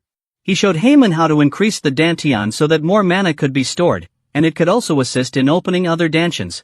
Particularly because humans had only possessed mana for around 20 years, they had to learn about its nature better. The most effective way to do that was through meditation and mana control training. Siwoo reminded them again that they had to focus completely. Pri, in his body, viewed this scenario with distaste, stating that he was a small kid just faking everything. Siwoo carelessly asserted that this, of course, must be true. Particularly to Heyman and people, he would not be polite, so they had to do their best. Guanggu, with his weary face, came in from beyond the doorway, scolding Siwoo for forcing him to look everywhere. If Siwoo raised his chin, he remarked that Guanggu was a stalker, getting on his nerves. Yanggu helplessly pleaded with him to accompany him to headquarters immediately to meet the branch director. At headquarters, individuals were walking to and fro with much ado. Siwoo started inquiring how it was that the branch director was wanting to meet him. He suspected if Guanggu had betrayed him. He desperately denied it, insisting that that was impossible. Maybe this had to do with the recent occurrence at Incheon prison. Standing in their way were two individuals who emerged suddenly, hindering their move and taunting Guanggu. One of them was Senior Agent Ha Jun-Ti, and the other one was Team Leader Song Chang-won. Both of these belonged to the Gangnam HMCS unit. They inquired if Guanggu had just contributed wonderfully. Gangbok's team had come into focus. Had he performed some sort of magic trick? Goongu frowned indignantly on hearing the name Song Changwon, who came back from his assignment. He complained, telling them that they should be working and not here blocking his way, but they just smiled ironically, telling him that it was a normal greeting. He gestured towards Siwoo, who was standing there, asking him if he was the new recruit who had created a scene at the Incheon prison. Team Captain Goongu really does have an eagle eye, to like to scoop up people like that to be on his team. Goongu, even though extremely furious, only wanted to finish this soon, so he said maybe he was still fatigued due to the time difference, and it would be better to go rest. The one beside him didn't let it go, insisting that they weren't tired due to the time zone difference. Changwon also flapped his hand, insisting on enough. Although Siwoo was annoyed, they still discussed their reputation in outings, whereas Goongu couldn't catch a criminal who was cowering in some corner. Then Yoon-tae nodded towards Siwoo and told him he should salute them, as they were seniors too. He pushed his glasses up, telling him that he lacked proper manners. He imitated his attitude, telling him that they stank, so it was better not to obstruct the path. And what was he doing with the glasses? These words thoroughly infuriated them. They grinned cruelly, beginning to demonstrate their strength, wishing to set him straight. Young-gu, shielding Siwoo, did not continue his earlier placatory demeanor, stating that Jun-tae needed to learn to distinguish between private and public issues. Changwon did not quit, inquiring as to who Jun-gu was to presume to instruct Jun-tae in a lesson, and Siwoo was simply speaking rubbish. Young-gu inquired back what had occurred just then. Siwoo replied calmly that Changwon had misheard because his ears were plugged with fat. Changwon swore at Jun-gu's group as being crazy. Everyone around them stared at them with disgust, muttering that Jun-gu's people needed to be given a lesson. A hand placed itself quietly on his shoulder. Branch Director Baek Genho spoke softly that he was the boss here, frightening him white. Both of them shook in fear at his presence. He turned back and smiled warmly to welcome Siwoo. Meanwhile, he reproached Jong-gu for idling gossiping here. He warmly draped his arm on his shoulder, inviting him to have tea. He simply replied calmly that it made no difference. The two guards following behind them failed to see the reason for receiving him this kindly. Changwon was discontent and was preparing himself to utter some curses when he was halted by a voice from behind him. He changed course, commanding the two guards ahead of them to do their best and avoid slackness when handling things of no use. The two individuals stood back and grumbled, not aware of who Siwoo was for the branch director to show him such special favor. In his office, he smiled slowly and invited Siwoo to have tea, indicating that this was the first time the two had ever met. Siwoo merely quietly inquired what he was to do. Jong-gu, opposite him, was very concerned over his apathetic attitude for fear of spoiling things. He laughed openly, telling him he was actually a direct person, and that he enjoyed very much. He cut to the chase, to ask about Incheon prison. This made Jong-gu very uncomfortable. He brought up the Bestia incident. He had taken full responsibility for the investigation. Even though the cases of corruption within the Incheon prison would be dealt with independently, he couldn't keep silent about the fugitive escaping criminal. He believed that anyone as powerful as to beat down Gert as he was shouldn't fail to catch a fleeing offender, and Siwoo also peacefully sipped his tea on hearing this. So, for convenience in discussion, he directed Jong-gu to go out for some time. Hearing helplessly and having to move out as he was ordered, he continued to convince Siwoo that he realized Jong-gu and acknowledged his talent. But eliminating a group of assassins on his own was futile. Siwoo might be assisting him. Talking about the pros, he started. If he arrested him and he implicated himself, he would receive a lighter sentence and it would be a grand feat. They couldn't afford to ignore a fugitive wakened criminal on the Hunter Investigation Bureau's most wanted list, particularly when there was a strange rookie such as Siwoo. He mentioned he had gone to see an old friend who was well familiar with him, and was even highly willing to see him. He was also very inquisitive as to who that might be. Someone emerged from behind the door. The legend of the original generation hunters, one of the three support pillars of power in Korea, the hunter Kango, leader of the Fighting Warrior Guild.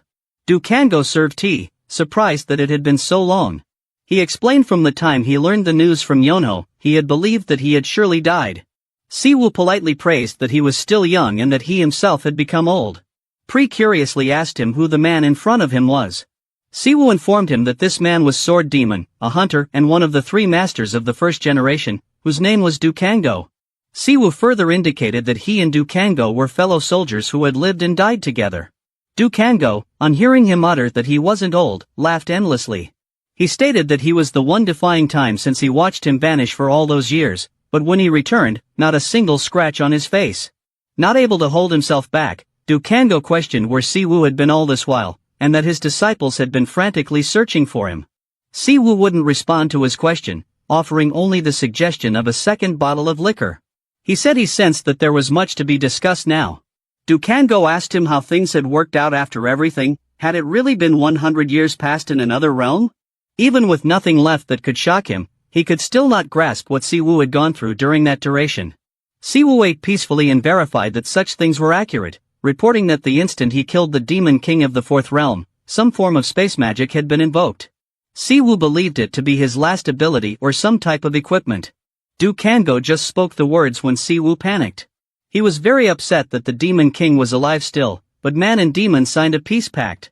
Siwoo did not understand why humans were able to put their faith in those demons.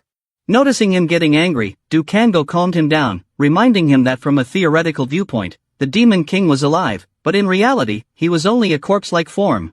He added that while he was still present, the war between humans and the demon race had already lasted for hundreds of years but still had no conclusion. But as soon as he defeated the Demon King and vanished, the demon race promptly suggested signing a peace treaty.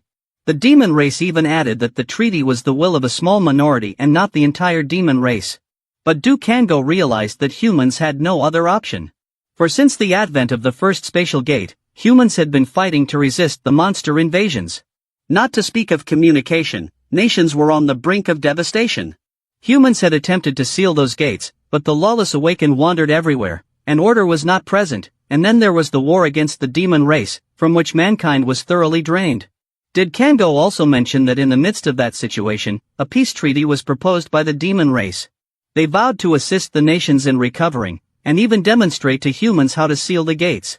As a counteroffer, the body of the Demon King needed to be surrendered to them, along with a specific piece of land within the Arctic upon which they could temporarily settle until they discovered a means for going back to their dimension. But at that time, both gates and mana were foreign concepts.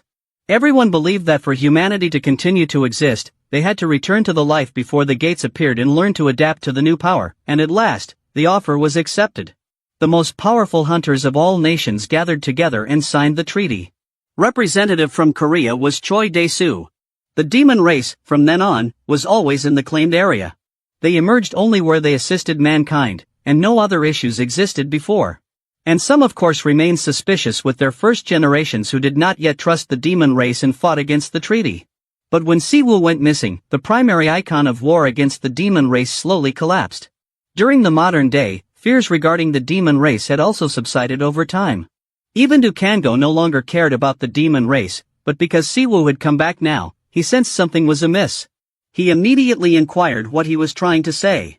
Dukango told him that his intention was regarding his own name, Mad Dog Min Siwoo, since it had all been erased from files for the last decade. Rumors had circulated that Choi Dae-soo had had a hand in erasing this name.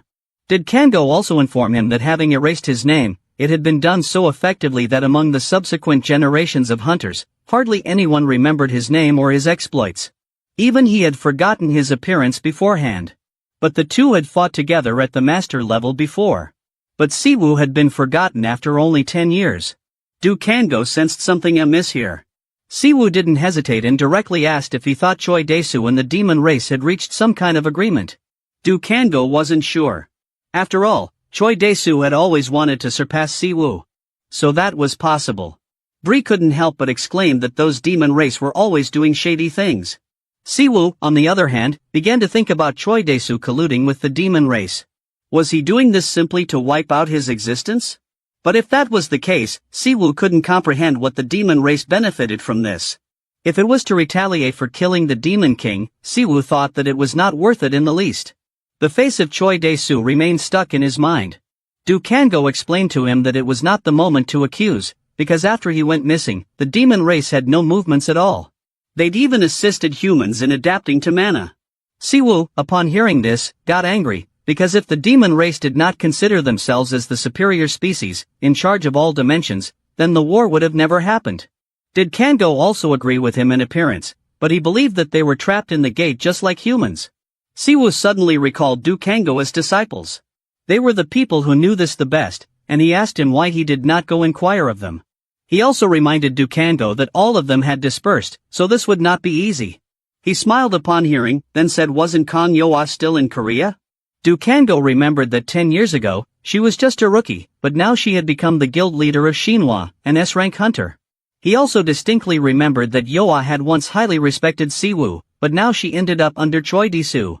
Siwoo just replied that he supposed she had her reasons, and then switched the subject to the fact that the alcohol was not good. Du Kango laughed and replied that he had aged away, but now was finicky with liquor? He also added that if he wanted good liquor, it needed to cost a lot of money. He suddenly remembered that they should have invited Min Shijun too. Siwoo, having heard that, instructed him to forget it, because if Shijun was aware that he was there, he would go mad, because Siwoo knew Shijun was very protective of him, but the two did not know their photo had been taken by someone. The moment the person who had just taken the photo called the chairman, this person was the one they were contemplating. Yoa complimented, then instructed him to come back. Then she opened up the image that the individual had sent. Yoa could not believe it was Siwoo. She did not expect him to be back. Yoa considered the unexpected activity from the Empire Hunter Guild and the turmoil in the Rookie Tower. Then she had gotten the feeling, but now, she was sure. Yoa began crying endlessly. She vividly recalled that since joining Choi Disu's team, Shijun never shared any secrets with her. As she wasn't sure, Yoa had instructed someone to track down Du Kango, and all had transpired as she assumed. Siwoo would never come back, everyone who was around her told her, but Yoa never lost hope. She looked everywhere but was still unable to find him. Now Yoa had caught sight of him showing up safely in Korea. That was the kind of man her master was supposed to be. Crying for a little while, then Yoa stood up quickly. Strangely clear-headed. She realized perfectly well that this was no time to weep. She needed to go see Choi Disu right now. He burst out from somewhere behind, beckoning Yoa. She respectfully addressed him as Sir. Choi Disu, upon hearing that, instructed her to call him uncle when they were alone, then inquired where she was hurrying off to. Yoa suddenly shivered, stating that it was nothing. Choi Disu approached and put his hand on her shoulder, coldly revealing her. He also told that it had taken a long while since he'd seen that face in Yoa's eyes, not even when her mom had died, Yoa wasn't this shaken like this. Choi Disu, with her attitude, knew what that meant. It was true then. He learned that crazy dog Siwoo had come back. Choi Disu laughed coldly and said, so this is the reason why Yoa ran off like a dog searching for its master. He stroked her head, but it didn't reveal any gentleness and said, you're still stupid and naive as usual. Because even if I were to relinquish my lineage, Yoa is still the only granddaughter of Choi Disu. There's no possibility that I would let her go so easily. Yoa, when he heard that, brushed him away strongly with his hand, and it became certain that even though she voluntarily had come here, he mustn't make the wrong assumptions. Because since the very start, Yoa's intention was only to meet Siwoo. Choi Disu was by no means provoked, for he had already assumed so. He also understood that she came in his direction thinking that he must be related to Siwoo's going missing. Choi Disu had taken in Yoa, but even then, perfectly well understood that she was playing deaf to listen to his instructions while secretly inquiring about the truth. It was just because Choi Disu realized that somebody with her skill still possessed a value that could be utilized that she did. Yoa was very angry upon hearing these words. Even he told her that in this nation, upper-level hunters were regarded as important talents. Did she really think that he would easily let go of someone useful? What's more, Yoa was also someone from the family. So did she really think that Choi Disu would easily hand her over to Siwoo? Yoa pointed at him, questioning what he was saying was ridiculous, as Choi Disu had thrown her away when she needed him the most. Choi Disu wasn't entitled to say those words. In Yoa's opinion, he had never been family. And Siwoo was the one who had raised her into the woman she was today. Choi Disu also accepted that, but at the same time, he knew that Siwoo didn't know that Yoa was the daughter of a prominent criminal. When she was in a haze, Choi Disu told Yoa not to do anything stupid. She remembered that she knew Siwoo better and knew how cold-blooded he was to criminals, and how he would react once he knows Yoa's history. Choi Disu went to the extent of saying that regardless of how good Siwoo was, her origins would never change. When she heard these words, Yoa could only tighten her fist in anger, cursing him as a bastard silently. Two persons at this time in a crowded area went to look for Siwoo. The girl inquired if he was the hunter Min Siwoo. She mentioned that she had heard he would be involved in the joint training, and whether those who came with him would also join. Siwoo wasn't shy to admit it. He also told his subordinates that they should learn a bit. Siwoo instructed them to look up to the people with him as their superiors in actual combat experience, and that the mascot head was just to camouflage their faces. The girl could only say how much she looked forward to it, not forgetting to identify herself as the hunter Shin Jizo of the Empire Guild. She suddenly remembered the captain of the Empire Guild, Kim Byuguk. Kyung-guk, who was beside her, was constantly expressing his amazement that this was the first time that he had met a hunter that was so old. Red Ghost was agitated as he listened to them greeting him. He was even complimented for being smart, so naturally he would learn quickly. Red Ghost was able to make himself smile only and told them he would do his best. Beside him, Jizo watched folk with big sympathy because he must have felt very hot. Siwoo suddenly turned and told the two of them that for them, this counted as public service. If they went slow, he would kill them. Folk asked if he believed the oath with mana was a joke, and stated that if he failed to do his work, he would lose his head. Siwoo stated he naturally knew, reminding the two individuals to do it properly. Upon hearing this, folk had no option but to give in. When the spatial gate number F5, for the Empire Guild, came up, it was when Siwoo shouted to start. Jizo, as she walked, was saying how excited she was. This was the reason why she had not been through the spatial gate since leaving the rookie tower. Siwoo reassured her and said that she did not need to be scared. He told her that the spatial gate was only a path that linked various dimensions and was merely just doors. Hyunguk explained to him that there were instances when people got trapped, since the gate had closed before they could leave. They referred to it as being swallowed by the gate. Siwoo thought this idea was rather new, since it was only a door that had closed. Red Ghost also agreed with his point, because right now, people have almost taken hold of the keys for these gates, and private guilds being able to own spatial gates prove that. The things that used to be a disaster had now turned into an industry, and that included monostones, monster cores, the corpses of lifeforms / 2014. All of this was money. If they were frightened to begin with, then there would be nothing. Siwoo, on this side, had stepped into a different world for the first time. Jizo felt like she was expanding her horizons. She felt the urge to vomit, wondering whether this was one of the symptoms of spatial gate sickness. Hyunguk, however, realized that it was not like within the tower, since he couldn't spot monsters around the entrance. Siwoo observed their dazed expressions, and it was like they were having a picnic. He questioned whether the youth today were all like this. Siwoo even overheard that currently, there were even academies to train hunters, and he was interested in seeing what the young ones would be studying there. Po crudely told Siwoo that he knew that he was a first-generation hunter, but since the tactics when confronting the spatial gates were domesticated around Generation 1.5, hunters were simply professions that could be trained with the appropriate curriculum. Those individuals who accepted this employment would enter into the rookie tower, would get through the exams in order to grade their standing, and from there would get recruited by the hunter guilds according to that standing. Only those hunters, after becoming guild members, would proceed to actual battle. Siwoo felt that this was just mass-producing a horde of weaklings, and these people would just get annihilated in one monster wave. He then looked at Jizo and Hyunguk, instructing them to demonstrate their skills a little. Before actual battle, the two of them would naturally listen. No matter how hard they tried to present the best show, Hyunguk couldn't help but wonder that, even though they were doing what they had been instructed by the captain to do, he had no idea who the name in front of them was, and why he was commanding them. Hyunguk turned to glance at Jizo, a little uneasy that they had to train together with a novice who had not yet properly activated their skill, while Jizo was still struggling to put on an act.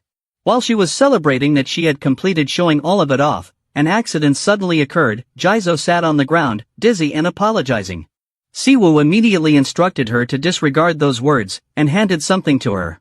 Jizo stared blankly while Siwoo handed her a whip. He informed her that it was a magical tool that facilitated chanting. The more intricate the pattern of the formation, the better it would work. Siwoo reported that he had overheard Min Jin mention Jizo's skill attributes, and he instructed her to utilize the whip as a catalyst and retry. She, naturally, did as she was told without any reluctance. Jizo started to concentrate and chant, and repeated the actions. Hyunguk, upon seeing this, didn't know what to do. At this moment, everyone was warned that a herd of goblins had arrived. Siwoo then instructed Hyunguk to handle it. He was a bit agitated about this and asked him again. Siwoo affirmed that he was indeed telling him to deal with it, and also inquired if he wanted him to do it for him.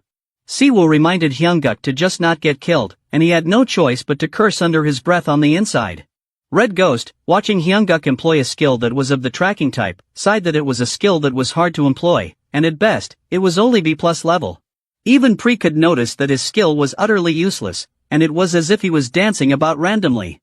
Red Ghost believed that if Hyunguk were to just go on and use his skill repeatedly like that, ultimately, he would exhaust his mana. Goblins were indeed easy monsters, it was a fact, but to have a fresh recruit fend for himself against the whole herd of them was such a senseless thing to do. Hyunguk struggled to bear this, and resorted to shouting to see if Jizo was finished, and she only said that she still wasn't done. At this exact moment, he had depleted his mana. Seizing that opportunity, one of the goblins charged forward to attack. Jizo was just in time to utilize the taming skill. More precisely, it was Tame Skill 1, a level, and had the ability to control monsters for 10 minutes, and the others would be dependent on how much mana the user had. At that instant, Jizo had controlled the goblin and had rescued Hyunguk. She commanded it to escape, and the goblin readily obeyed what she had ordered.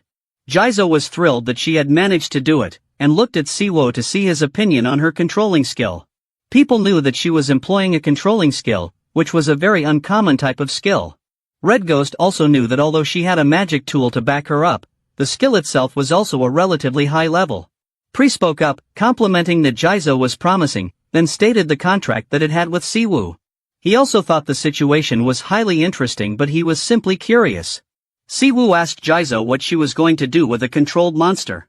Upon hearing that, she was frightened and screamed for Hyunguk to wake up quickly.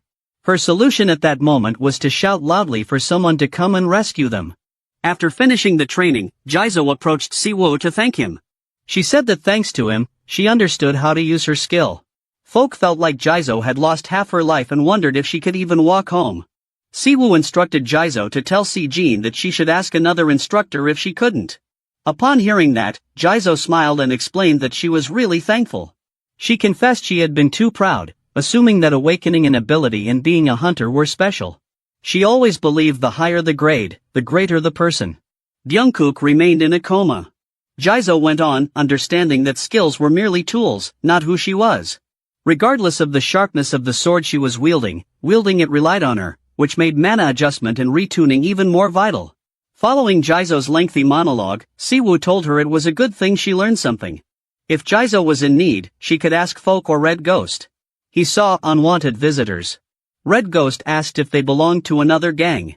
Jizo interrupted, commenting that she heard Chinua Bang and a number of other gangs were discussing about a newly opened gate in the Middle Eastern desert, and perhaps the strangers were connected to it.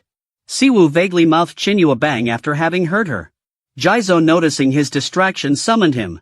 Across on Yowo's side, her eyes irresistibly turned Siwoo's direction.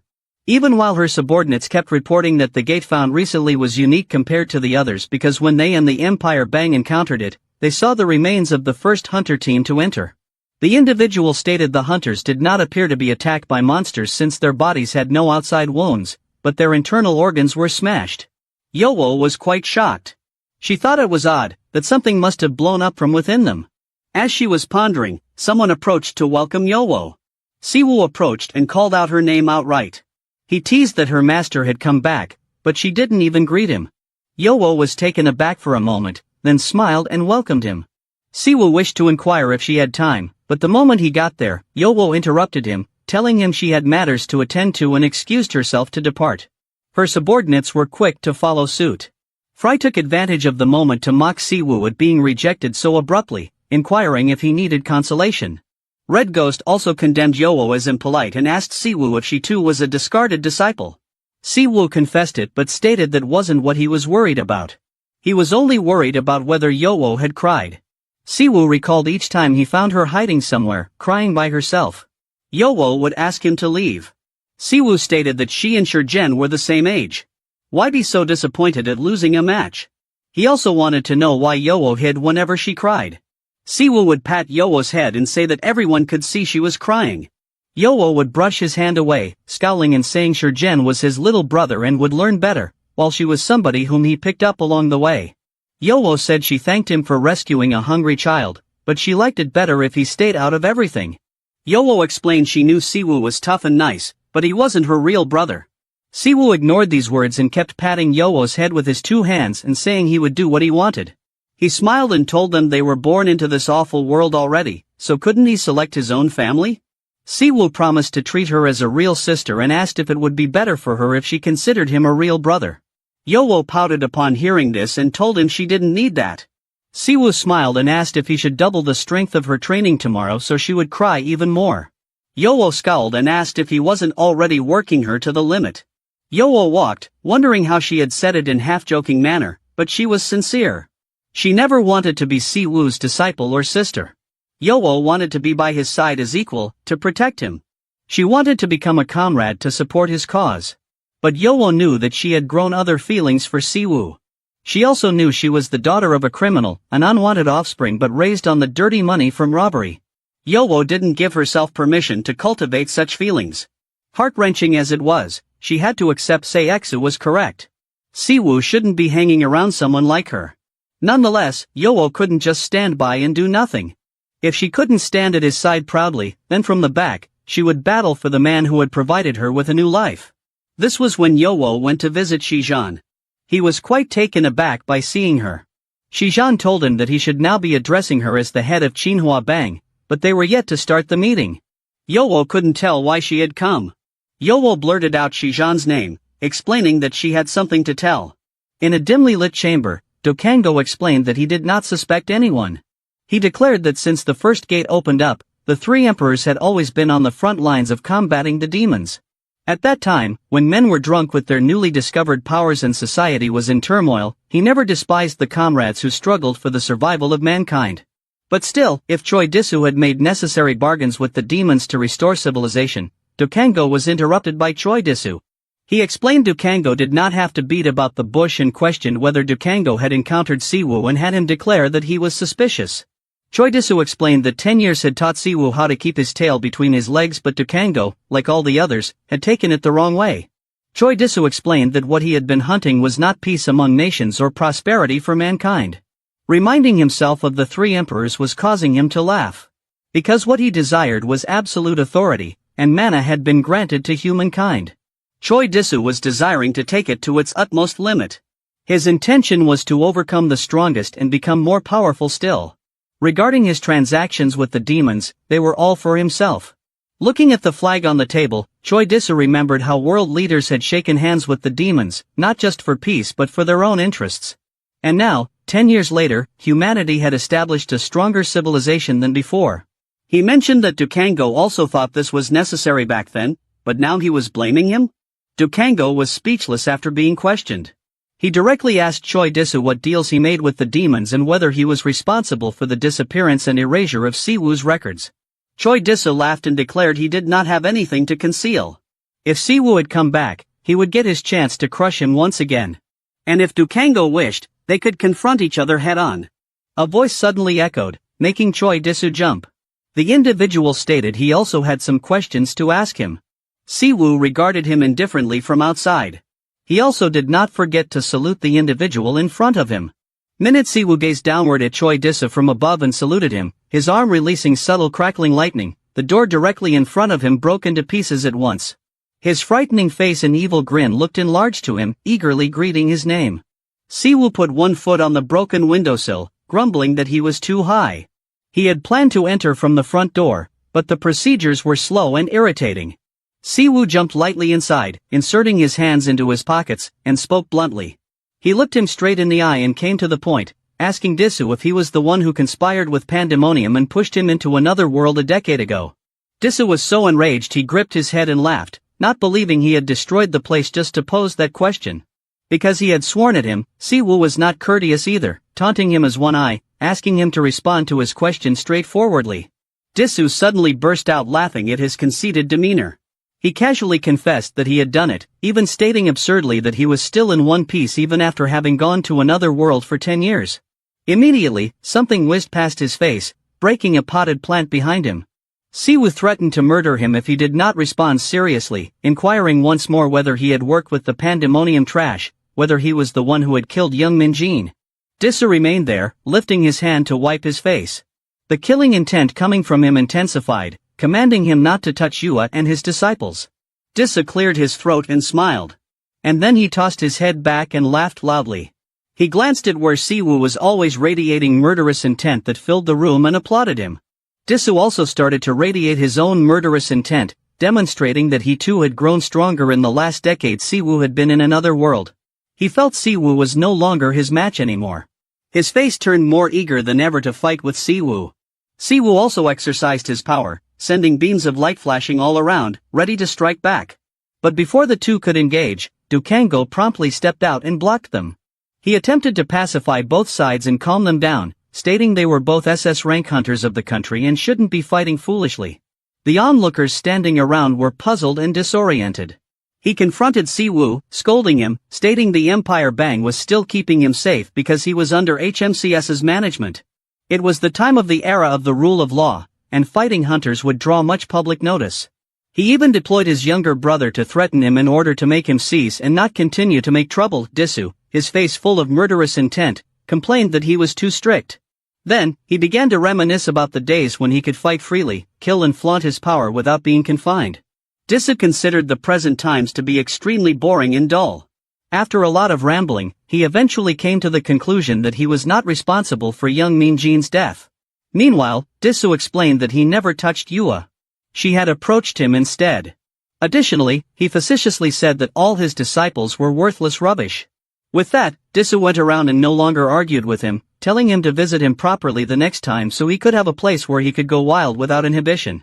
Siwoo glared at him wordlessly. Kango let out a sigh of relief, observing that things had cooled down. The door to the elevator started to open. As Disu descended, he got a report from his team that there was commotion coming from upstairs. He casually chastised them, telling them that no one was able to harm him, so no one had to worry. The team member hastily nodded and apologized. Then, Disu kept ordering him to call more young Disu, instructing them to set up a grade A gate and bring Kong Yua here. In a dark night office, 7 hours ago, Min Shijin sat at his desk, wondering what his was. Yua stood next to him, also in thought, and gave some vital information. All the hunter's organs that were discovered near the gate were all broken on a cellular level. She assumed that they had probably met with a threatening individual or consumed something that caused them to be so. Meanwhile, Yua considered it strange that they were all connected to an enigmatic group named Is, which was a guild that existed close to that gate. She knew nothing about the Is guild, so everything was stuck. Yua only knew there was a rumor that the chairman of Is was a demon. Upon hearing this, Shijin was shocked. He started to inquire about it. She understood and cut him off, strongly saying that if he did not believe it and did not keep investigating, she would still keep investigating. Then, Yua turned and departed, vowing to report more if she had anything else. She also cautioned Shijin not to call her first because Disu was keeping an eye on his guild. Shijin immediately called her, wishing to call Yua back, not wishing her to depart. Yua could only bow her head and silently beg him not to inform their master. She did not wish to return. As soon as she had gone, Shijin sat thinking about Yua. Too long had she stood by Disu's side, so now he slumped back in his chair and exhaled a weary sigh. Shijin wondered why she continued to remain by his side now that Siwoo had come back. He started to consider his brother's pupils, not fully trusting them. Shijin held his head tiredly, not comprehending what they were trying to do. Then, suddenly, Siwoo came in from outside, making him jump up at once. The question he first asked was how Yua was. He turned away clumsily. Siwoo also realized that something had occurred, and so he encouraged him to tell him the answer to his question. He wanted to know what befell her. Out in the street, Yua was standing alongside a group of people. They told her that Disu had called out an emergency, so they came. Yua cursed in desperation and followed them.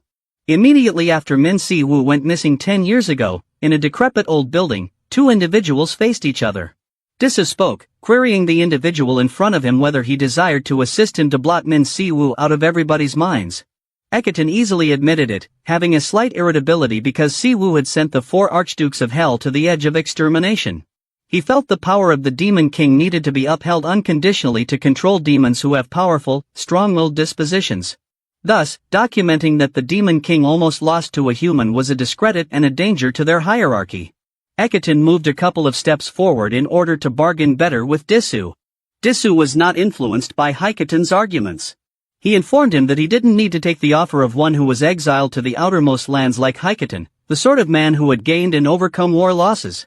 Hikaton departed, leaving with extremely unnerving words.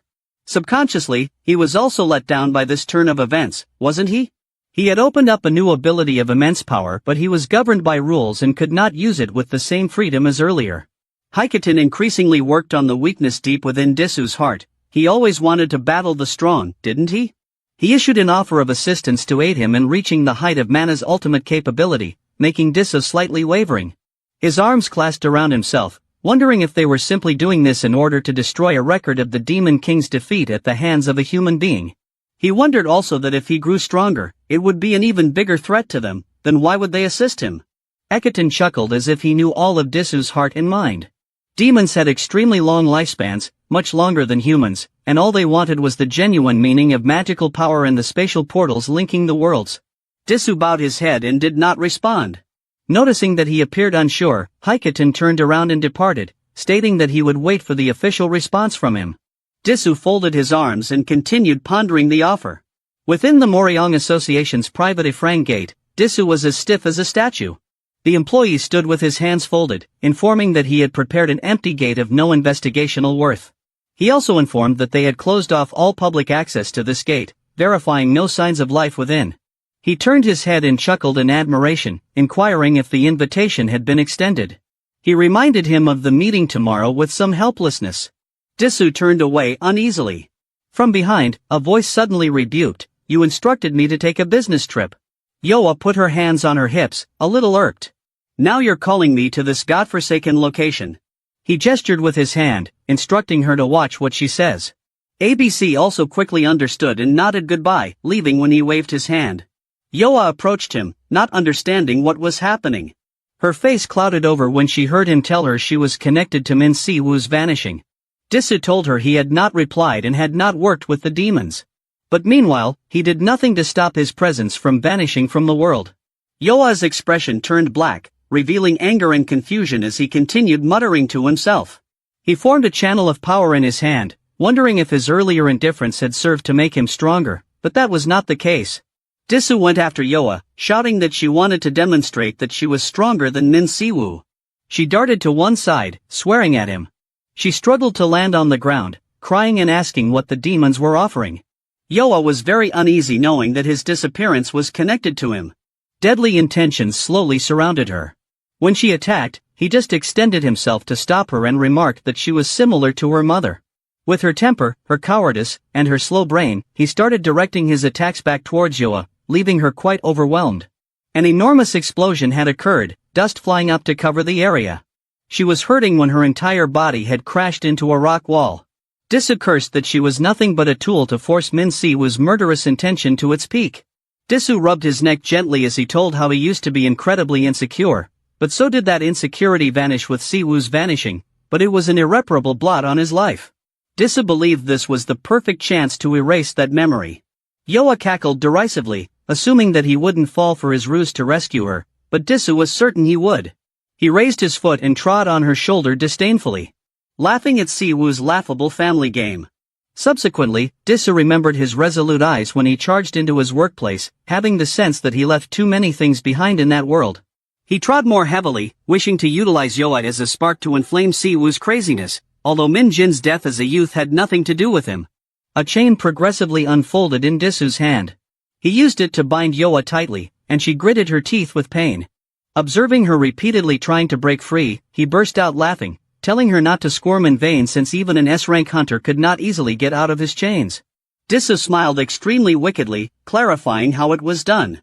It would drain more and more of Yoa's mana as she strained, and she would gradually be left a cripple. She was still very resolute on confronting him, calling him trash. All of a sudden, she was shocked by what she saw before her eyes. Siwoo came rushing in from somewhere with fierce murderer's intent, directly rushing towards Disso. An enormous explosion suddenly went off there, discharging rocks and filling the entire room. Disso was concentrating vast power in the air, laughing enthusiastically. He wanted to change his history. Disso wished to slay Siwoo so that the name Choi Disso would be the strongest in the continent, written in history rather than his name. Siwoo looked at him and sneered. The powers hurriedly came towards him. The ground beneath his feet was all ripped up. Disso stepped back, laughing wildly, and continued to pounce on him. He laughed wildly, believing that the difference in power between the two had widened, that he could no longer catch up to him. Cray furiously cursed Disso. Also concerned because he had not yet completely regained his power, but still fought him very calmly, he commanded it to amplify its power to the fullest. Fry yelled at him, demanding if he was out of his mind. It reminded him that his mana had not even returned to half at most. Precautioned him that Tsu was more powerful than any human it had ever faced and expressed doubt that it could even assimilate a skill of such magnitude while stuck in his weakened body. It cautioned that utilizing its limit might introduce unforeseen side effects. But he replied coolly that he needed 50% of the power he had expended in the other world and that was sufficient in any case. There was no issue at all. Tsu, who was blocking his attack with ease, teased him, inquiring what he was muttering and whether he was now regretting the intrusion so confidently. He threw even more force against Tsu, but Tsu blocked that as well. Abruptly, he moved before Tsu at breakneck speed, proclaiming that for a bastard like Tsu, so much power was ample. He unleashed an even more potent force, breaking up the ground and having debris hang in the air. However, Tsu again managed to deflect the attack. Manhwa stared in amazement. She was seeing a fight between first-generation hunters, actual awakeners. Their speed of casting was so quick that even keeping pace with the battle was challenging. She had always understood there was a gap in power, but she never thought the gap between S rank and SS rank would be so huge. Tsu called out a spear and held it firmly, laughing as he informed Saiwu that it had been too long since he had experienced such a feeling. With a mighty throw, he flung the spear at Saiwu, crying out that it felt great to toss aside all restraints and get into the essence of mana. Saiwu knelt down and cast a spell, teasing Tsu for his unbroken habit of collecting toys and boasting even after 10 years. He built a giant wall as protection, but the spear of Tsu pierced through it and broke the wall into fragments. Fry screamed, inquiring if Tsu was even human. Fry cautioned him that Tsu appeared capable of fighting at par with an upper-level demon and that the spear coming towards them was not an ordinary item. Saiwu replied that Tsu was always a brute, but ultimately he was only a half-baked human. He caught the spear out of the air, suppressing Tsu, who burst out laughing and charged at him at full speed. Tsu brought forth a horde of swords, picked them up, and jumped at Saiwu, warning him not to blink. But Saiwu was able to cast a shield in time, stopping Tsu's charge. Tsu taunted him, inquiring whether that was everything that could make him break. He proceeded to bring out a humongous metal hammer, terming Saiwu's shield as pathetic and hitting it repeatedly, promising to reduce it to dust. Saiwu fought back by activating a Frostfang spear, which produced icicles that formed behind Tsu, pending to pierce him. Tsu unleashed a blast of energy, however, destroying the icicles. He swatted aside the rest of the ice and said that, as one would expect, a true master never perishes easily. Saiwu annoyed Tsu to shut up and take off the shackles if he did not wish to die. Saiwu asked Tsu if Manhwa was really irrelevant to his mission, and if he believed he could still hold his place with the government after such a childish prank. Tsu dissented, arguing back that Manhwa remained valuable, and that her being the daughter of a serial killer was sufficient to render her an asset. Horrified, Manhwa screamed at Tsu to be quiet, threatening to kill him if he continued talking. Abruptly, she sensed a strong aura coming from Saiwu, who instructed her not to move as he unleashed even more power in his rage. Tsu, suppressed and thrilled, laughed and cried out that this was what he had desired. His skin was tingling with excitement as he called forth a shield and sword, stating that they should begin fighting for real. But Tsu was too slow. Saiwu suddenly appeared in front of him and fired a punch. Tsu guarded it with his shield, but the blow was so powerful that it destroyed the shield into fragments. Tsu understood that the mana control and density of Saiwu had been fundamentally transformed. Tsu leaped away, calling for armor to envelop his body. He pointed out that Saiwu's skill output control had altered, and queried whether his cowardly fighting technique had improved over the last decade. Saiwu snapped back, questioning how Tsu could find fault with his strategy when Tsu himself did not even know strategy. The two attacked each other back and forth several times, and blocked each other at dizzying speed. Tsu acknowledged that he was young at the time, and hurled a dagger in Saiwu's general direction. Tsu concedes that from the previous attack, he knew something. He then triggers the trap, and chains materialize under Saiwu, encasing his legs. Tsu then called up a gigantic sword, bigger than before, and swung it at Saiwu with all his strength, crying that Saiwu was no longer on his level. The power of the slash cut through the ground, resulting in a huge explosion. Manhwa, frightened, cried out to Saiwu, but her voice was lost in the commotion. Then, to her surprise, she heard Saiwu speaking calmly to Tsu that he was correct about one thing in all the rubbish he had been talking. They were not equals. Saiwu stood unscathed, merely holding the sword Tsu had struck at him. Saiwu held the sword tightly, so Tsu could not withdraw it. Tsu recognized the sword he was holding as legendary, a mighty sword with the power to cut down buildings. But it didn't even quiver in Saiwu's grasp. Saiwu effortlessly lifted the sword, and asked Tsu if 10 years of fighting was actually how long he had been doing it. Then, in one swift strike, he punched Su in the side, proclaiming that he himself had been fighting for a century.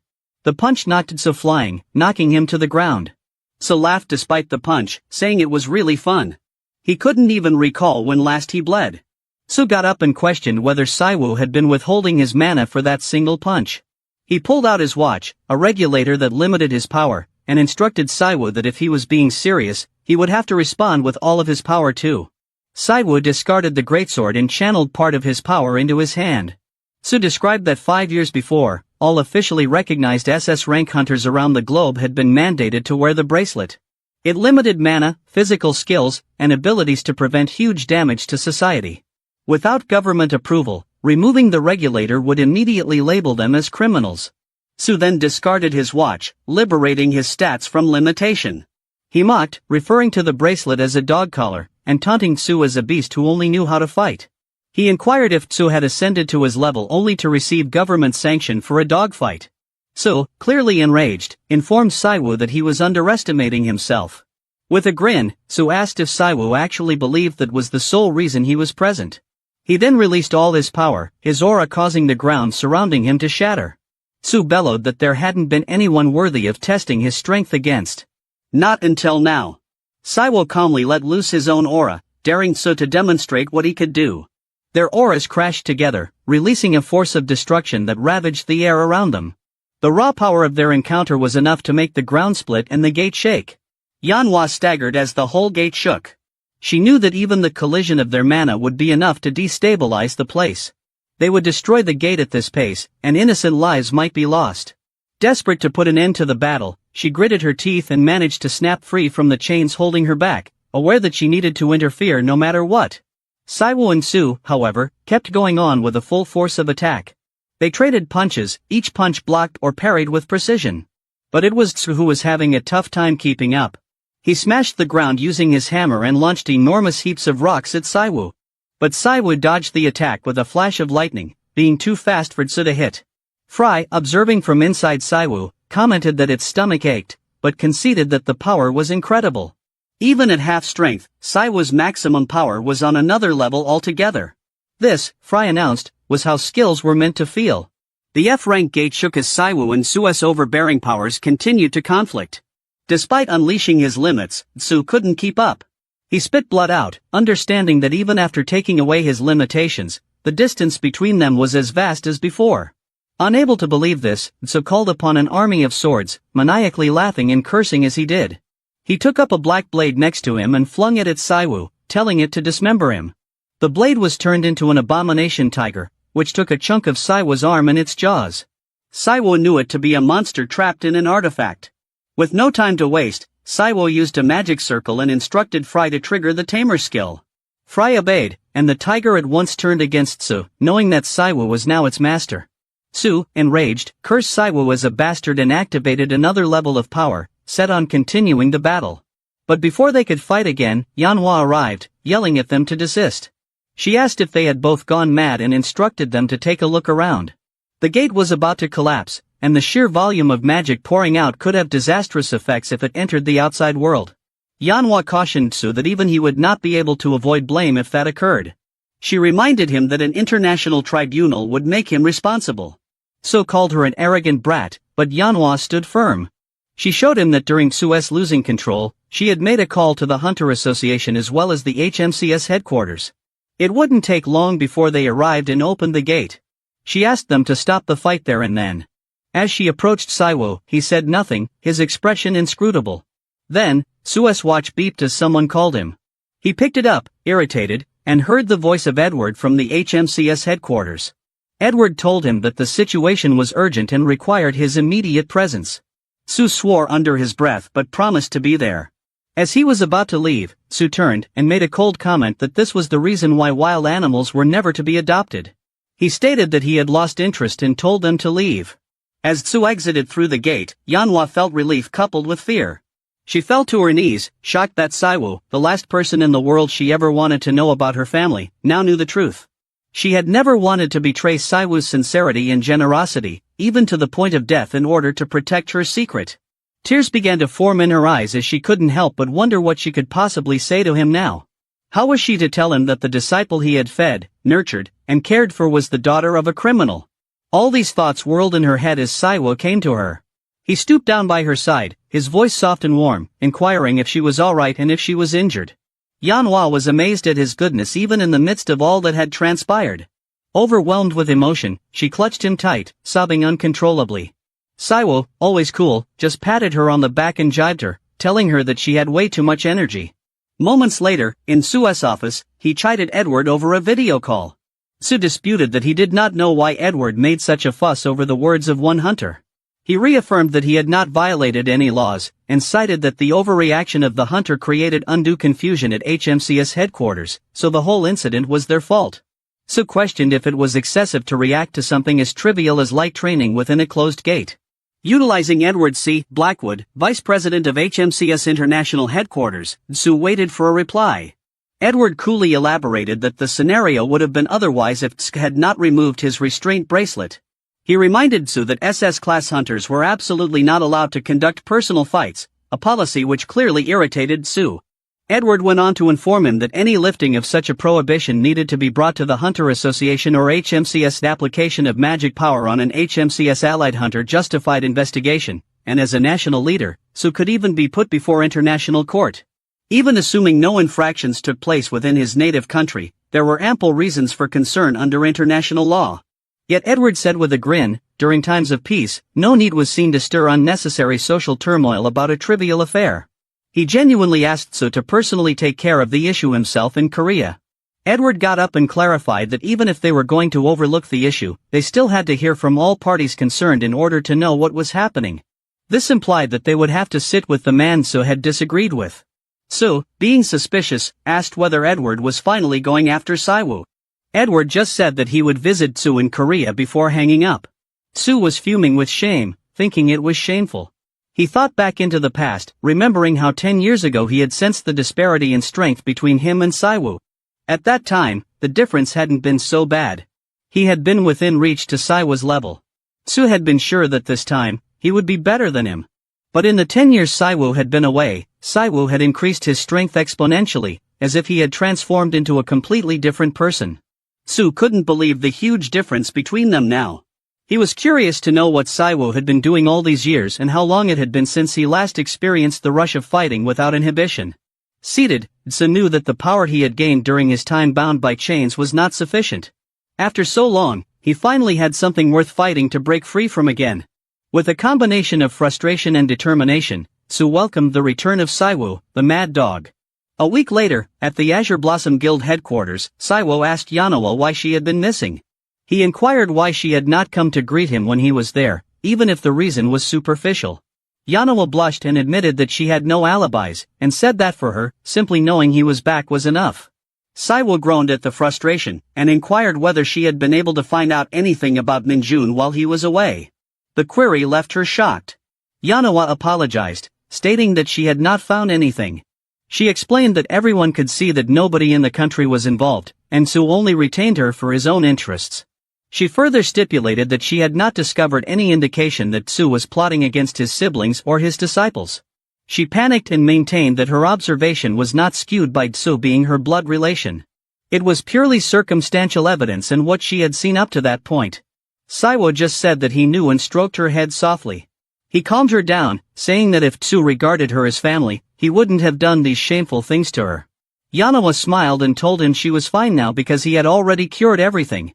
But he explained that it was not a matter of being fine or not. It was a matter of escaping from that miserable bloodline. Whether her mother was a criminal or not, she had lived her own life and hadn't done anything bad. He supported her, assuring her that if she still felt guilty, she should live proudly and repay the world, vowing to guide her on the way. His words made her remember the good old days, and she laughed, tears filling her eyes. She smiled warmly at him, and told her she had never really been alone, since she always had someone like him to stand by her. Wiping away her tears, she admitted to feeling bad for Sejun, realizing that she had made him worry unnecessarily all this time. From the perspective of Sejun, it must have been challenging to trust someone like her, who kept so much in the dark. He rubbed his head and informed her that Sejun was a careful individual, so she could set things right when she saw him the next day. Yanhua was surprised, and inquired as to what he meant by tomorrow, particularly because things were still tense between her and Sejun. He merely asked what the issue was, insisting that they were both adults. He promised to tell her that he had already spoken with Sejun and that, although he had no idea how Tsu had managed it, at least it hadn't been an enormous mess. Grabbing his phone, he saw Sejun's message and laughed, his opinion about Sejun's intuition being something else.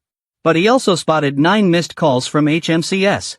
Suddenly, Jonggu suddenly emerged, so he wanted to know why he had traveled so far there if he had told him he would be leaving immediately after his business trip.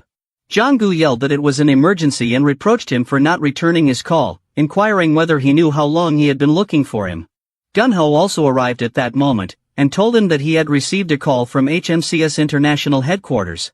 Edward was on his way to Korea to meet him in person. Gunho asked if he had heard anything about it, but he only answered with a question of his own.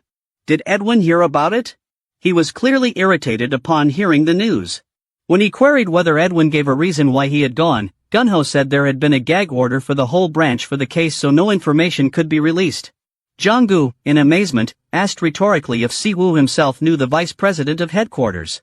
Gunho explained that Edwin especially named Siwoo, so Gunho took for granted Siwoo should have known.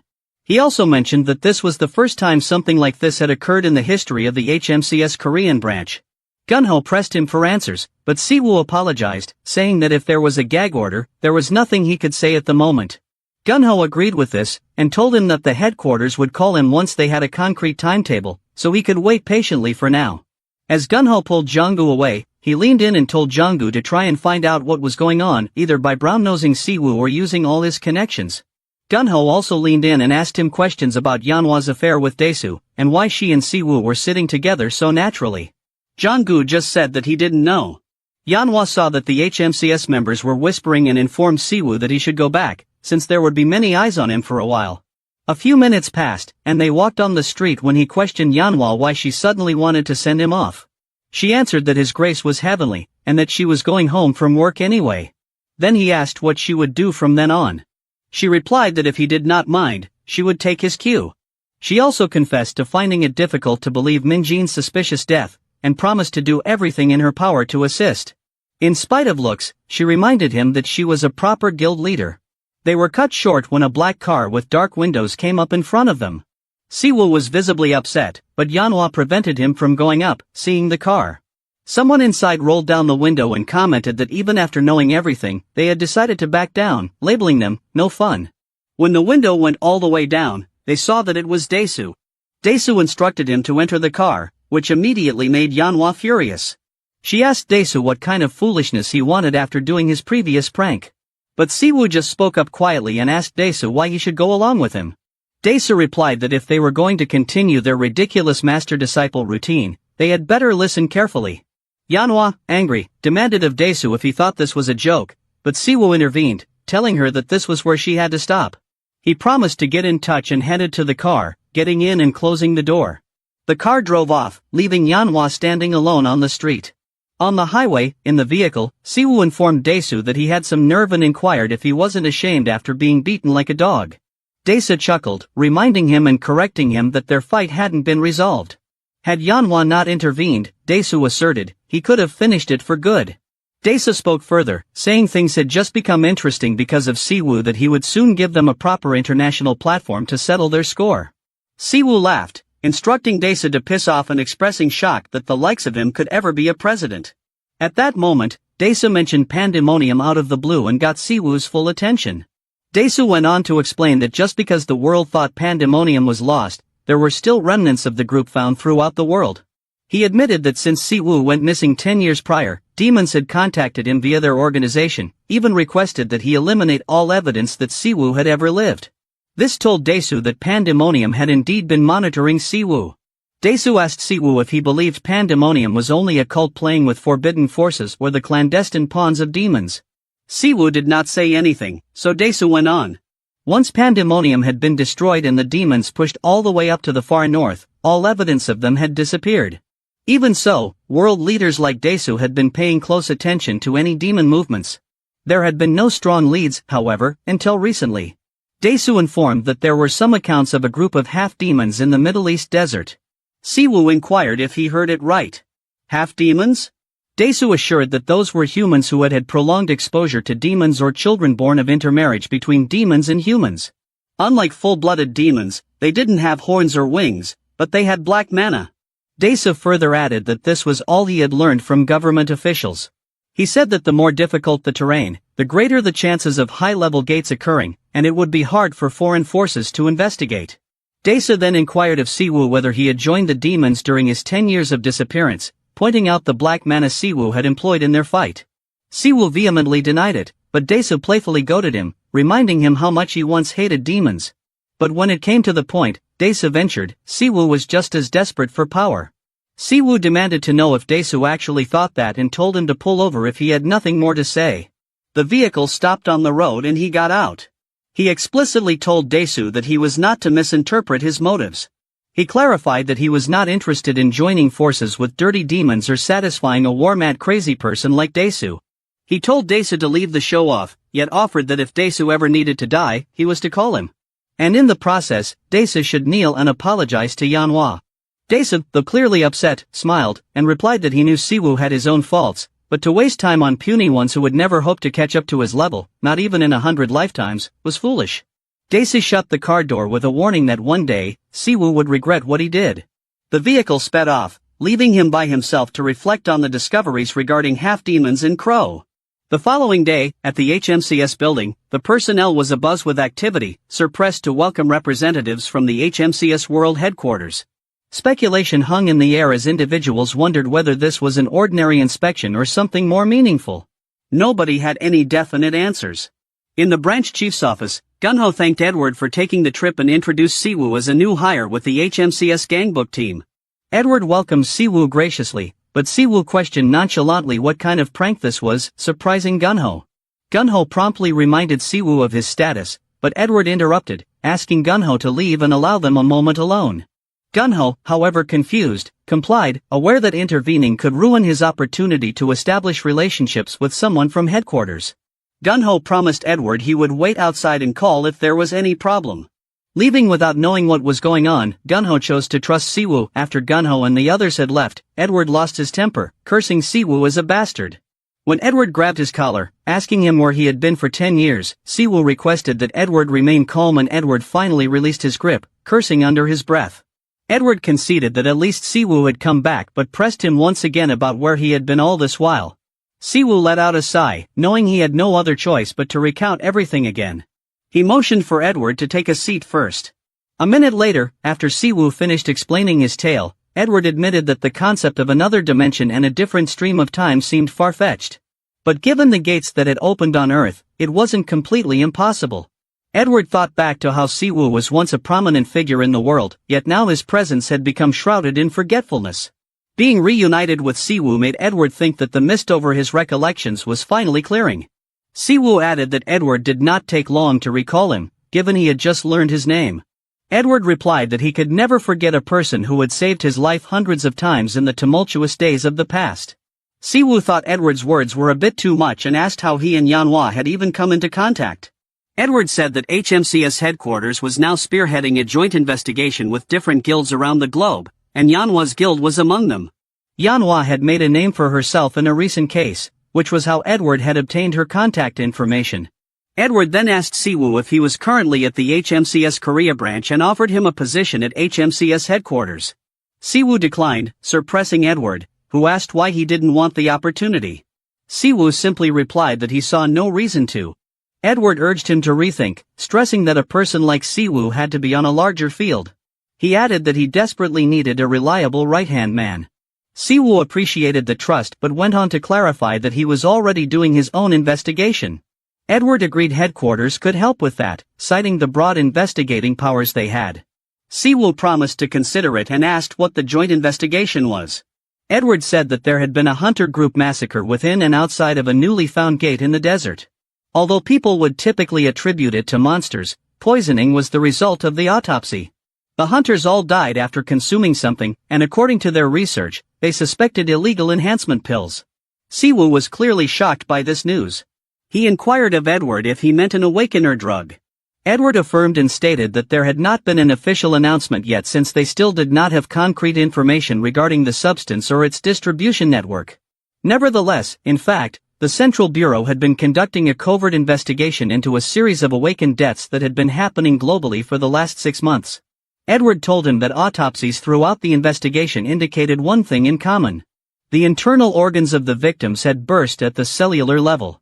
The case was hard to report publicly since most of the victims were awakened criminals and no drugs were detected in their systems.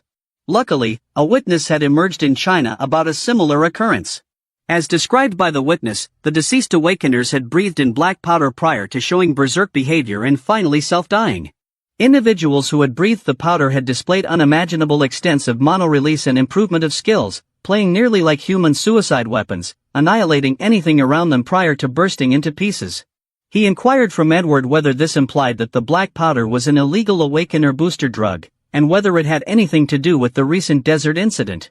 Edward explained that it wasn't just related, but directly associated. The desert incident was being treated as the beginning of the illegal drug case. Perplexed, he questioned why the desert episode, which had occurred recently, was the point of origin when the investigation had lasted for 6 months.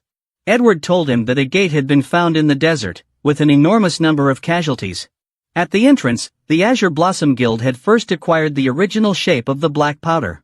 Near the entrance, they also discovered a car owned by a little-known trade guild named IZ. Edward went on to say that although the IZ Guild had no reported criminal connections and seemed to be a small-time operation, something did not seem right about it. He reclined in his chair, complaining about why he always ended up in such a mess and that it was going to be a pain. Edward smiled and said that he already knew Yanhwa was his disciple. Although the investigation was carried out confidentially, Yanhwa, who had found the original form of the drug first, could not get out of the case now. Edward further stated that if he assisted, the difficulty Yanhwa was experiencing would be greatly minimized. He wondered if Siwu would actually turn a blind eye to the situation, aware that his precious disciple was embroiled in a risky case. Edward addressed him by his nickname in earnest, making him understand that Edward had already laid the board.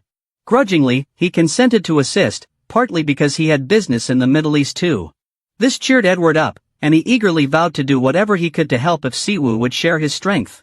Edward then inquired as to what had transpired between him and Desu, stating that he was aware of their illegal live combat training. He volunteered to help fix things, but Siwu instructed Edward to drop it.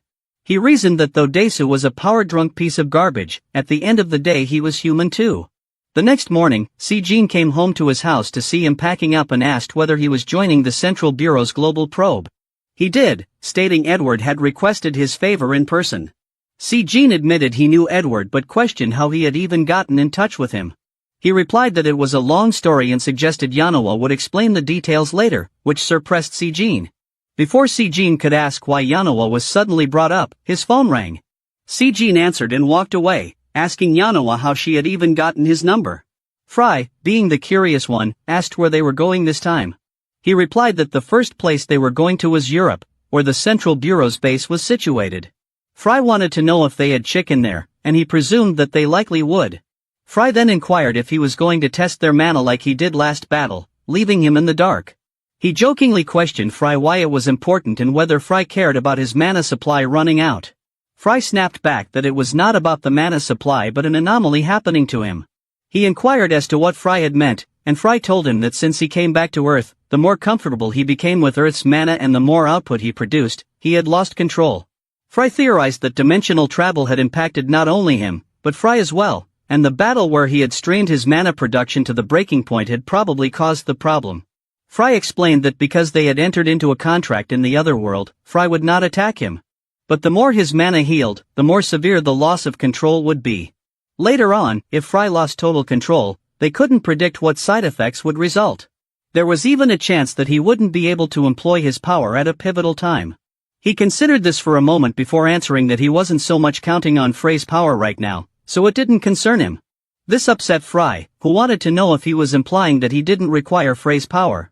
He explained that if they were going to fight demons, he would require Frey's strength. That being said, it was not something to be concerned about too much at the moment. He stretched out his body, thinking that his sparring match with Desu had actually come in handy. When he gazed out the window at an airplane, his mind was thinking about the activated enhancement drug, realizing it all seemed too familiar. 2 days later, at the HMCS International headquarters, a woman said to her team that Edward was something else. Even with the manpower shortage, She couldn't believe he was adding staff to a classified international investigation without proper procedures. Another woman joined in, saying that Edward had always been unpredictable like that. Hayakawa Hikari, the first investigation team captain of the HMCS Tokyo branch, boldly asserted that she alone was sufficient for the Asia team. She inquired of her brother, Kumo, if he concurred, and Kumo immediately came out in her favor, lauding her as the youngest member to ever be in HMCS Japan's history, the first team captain of the Tokyo division, and the world's most beautiful woman. Hikari chuckled and told Kumo to bring it on. Layla, the initial investigation team captain of the HMCS Europe headquarters, interrupted that although Yanhwa was not an official HMCS member, she'd genuinely prefer working with that Korean hunter instead of Hikari. Hikari yelled, asking Layla what she had just said. Layla responded peacefully that she had not said anything, but Hikari pointed out that they were both using translation earpieces, and if she was upset, she should just tell her. Then, a man materialized, telling them that everyone had been commanded to report to the main conference hall by Director Leone. Hikari inquired if the unprecedented parachute recruit had finally shown up. The man laughed nervously and instructed them to go over, since he had heard the recruit had just arrived with Edward. Layla was curious as to who the hunter was, since Edward had gone out of his way to meet him. She questioned whether the recruit was even technically a member of HMCS. The man assured them that the recruit was Hunter Min Siwoo from HMCS Korea. A minute later, everyone sat in the meeting room. Edward appreciated them for arriving in a timely manner considering they were busy and proposed that they begin with short introductions. He presented Siwoo as the latest official member of their group. Layla presented herself and her team's vice president Stefan, representing the Europe branch.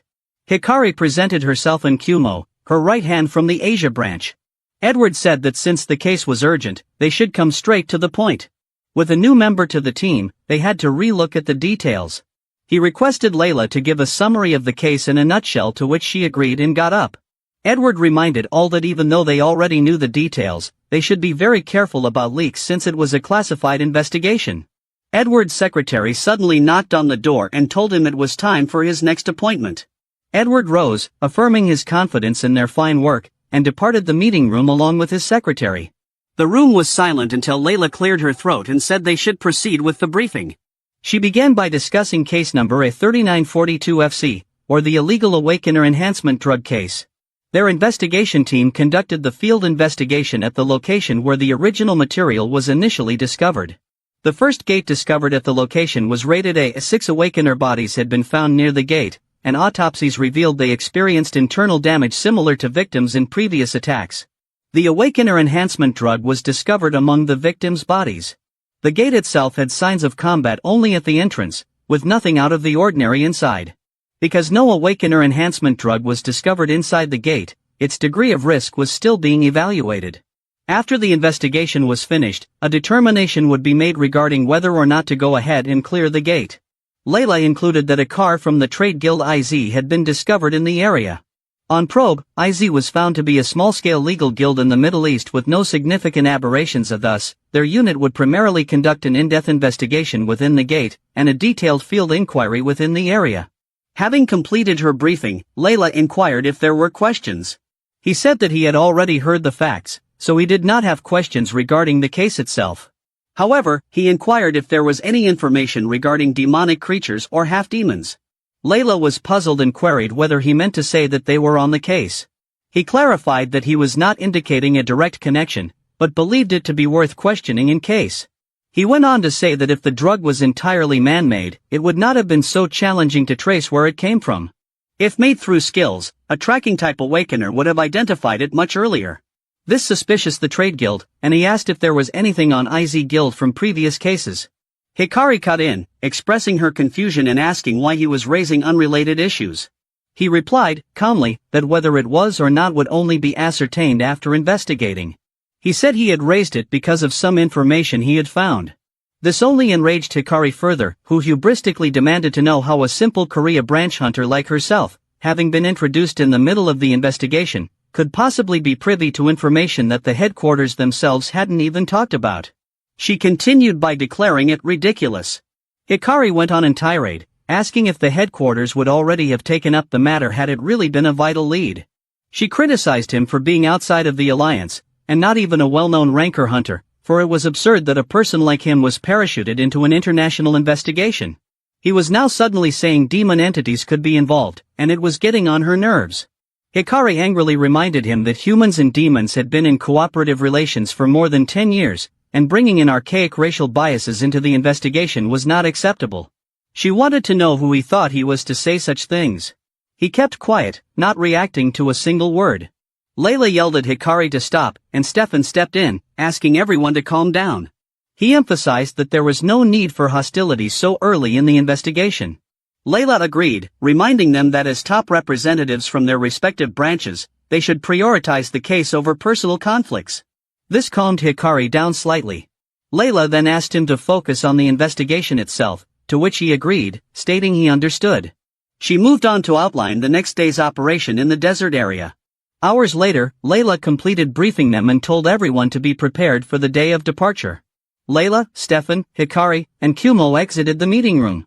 Hikari, still visibly agitated, asked who Siwoo was, how he had ended up where he was, and how he came to have gained the vice-chairman's affections. Layla reminded Hikari that they would be collaborating for some time and cautioned against making a fuss over it. Hikari was taken aback and inquired if Layla was on Siwoo's team. Layla explained that she wasn't but pointed out that Siwoo was more experienced than she had anticipated. While this was going on, Siwoo stayed in the conference room, yawning and speculating that the investigation could be more pesky than he had expected. Pre mentioned that it had been observed earlier.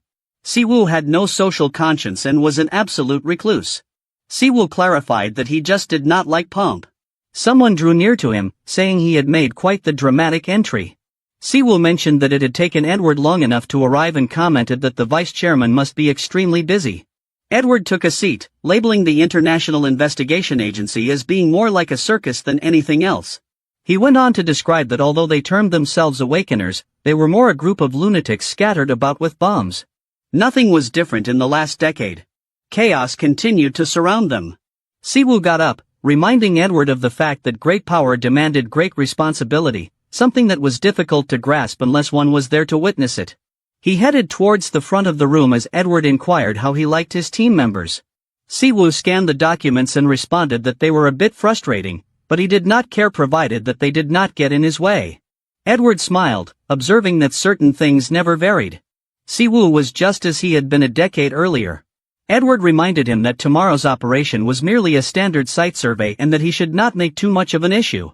With the whole HMCS International headquarters behind him, Edward anticipated all going well. Siwoo reluctantly agreed. On the second day, they reported at the HMCS Middle Eastern branch headquarters where they were greeted by a man. He told them their quarters had been booked at the main building office and that a car had been prepared for transporting them to the site of the incident the next day. Layla thanked the branch director and asked him about the access permit for the gate of the incident site. Siwoo glanced around as Prey grumbled about the heat, describing it as the worst on the planet. Siwoo saw that there were no signs of demons in the city and the density of mana was normal, which led him to question whether Edward had led them on a wild goose chase. Hikari suddenly shouted for him. She cautioned him to be on his toes and alert if he didn't want to end up dead, and he became aware that this case was going to be a whole lot more aggravating than he'd anticipated.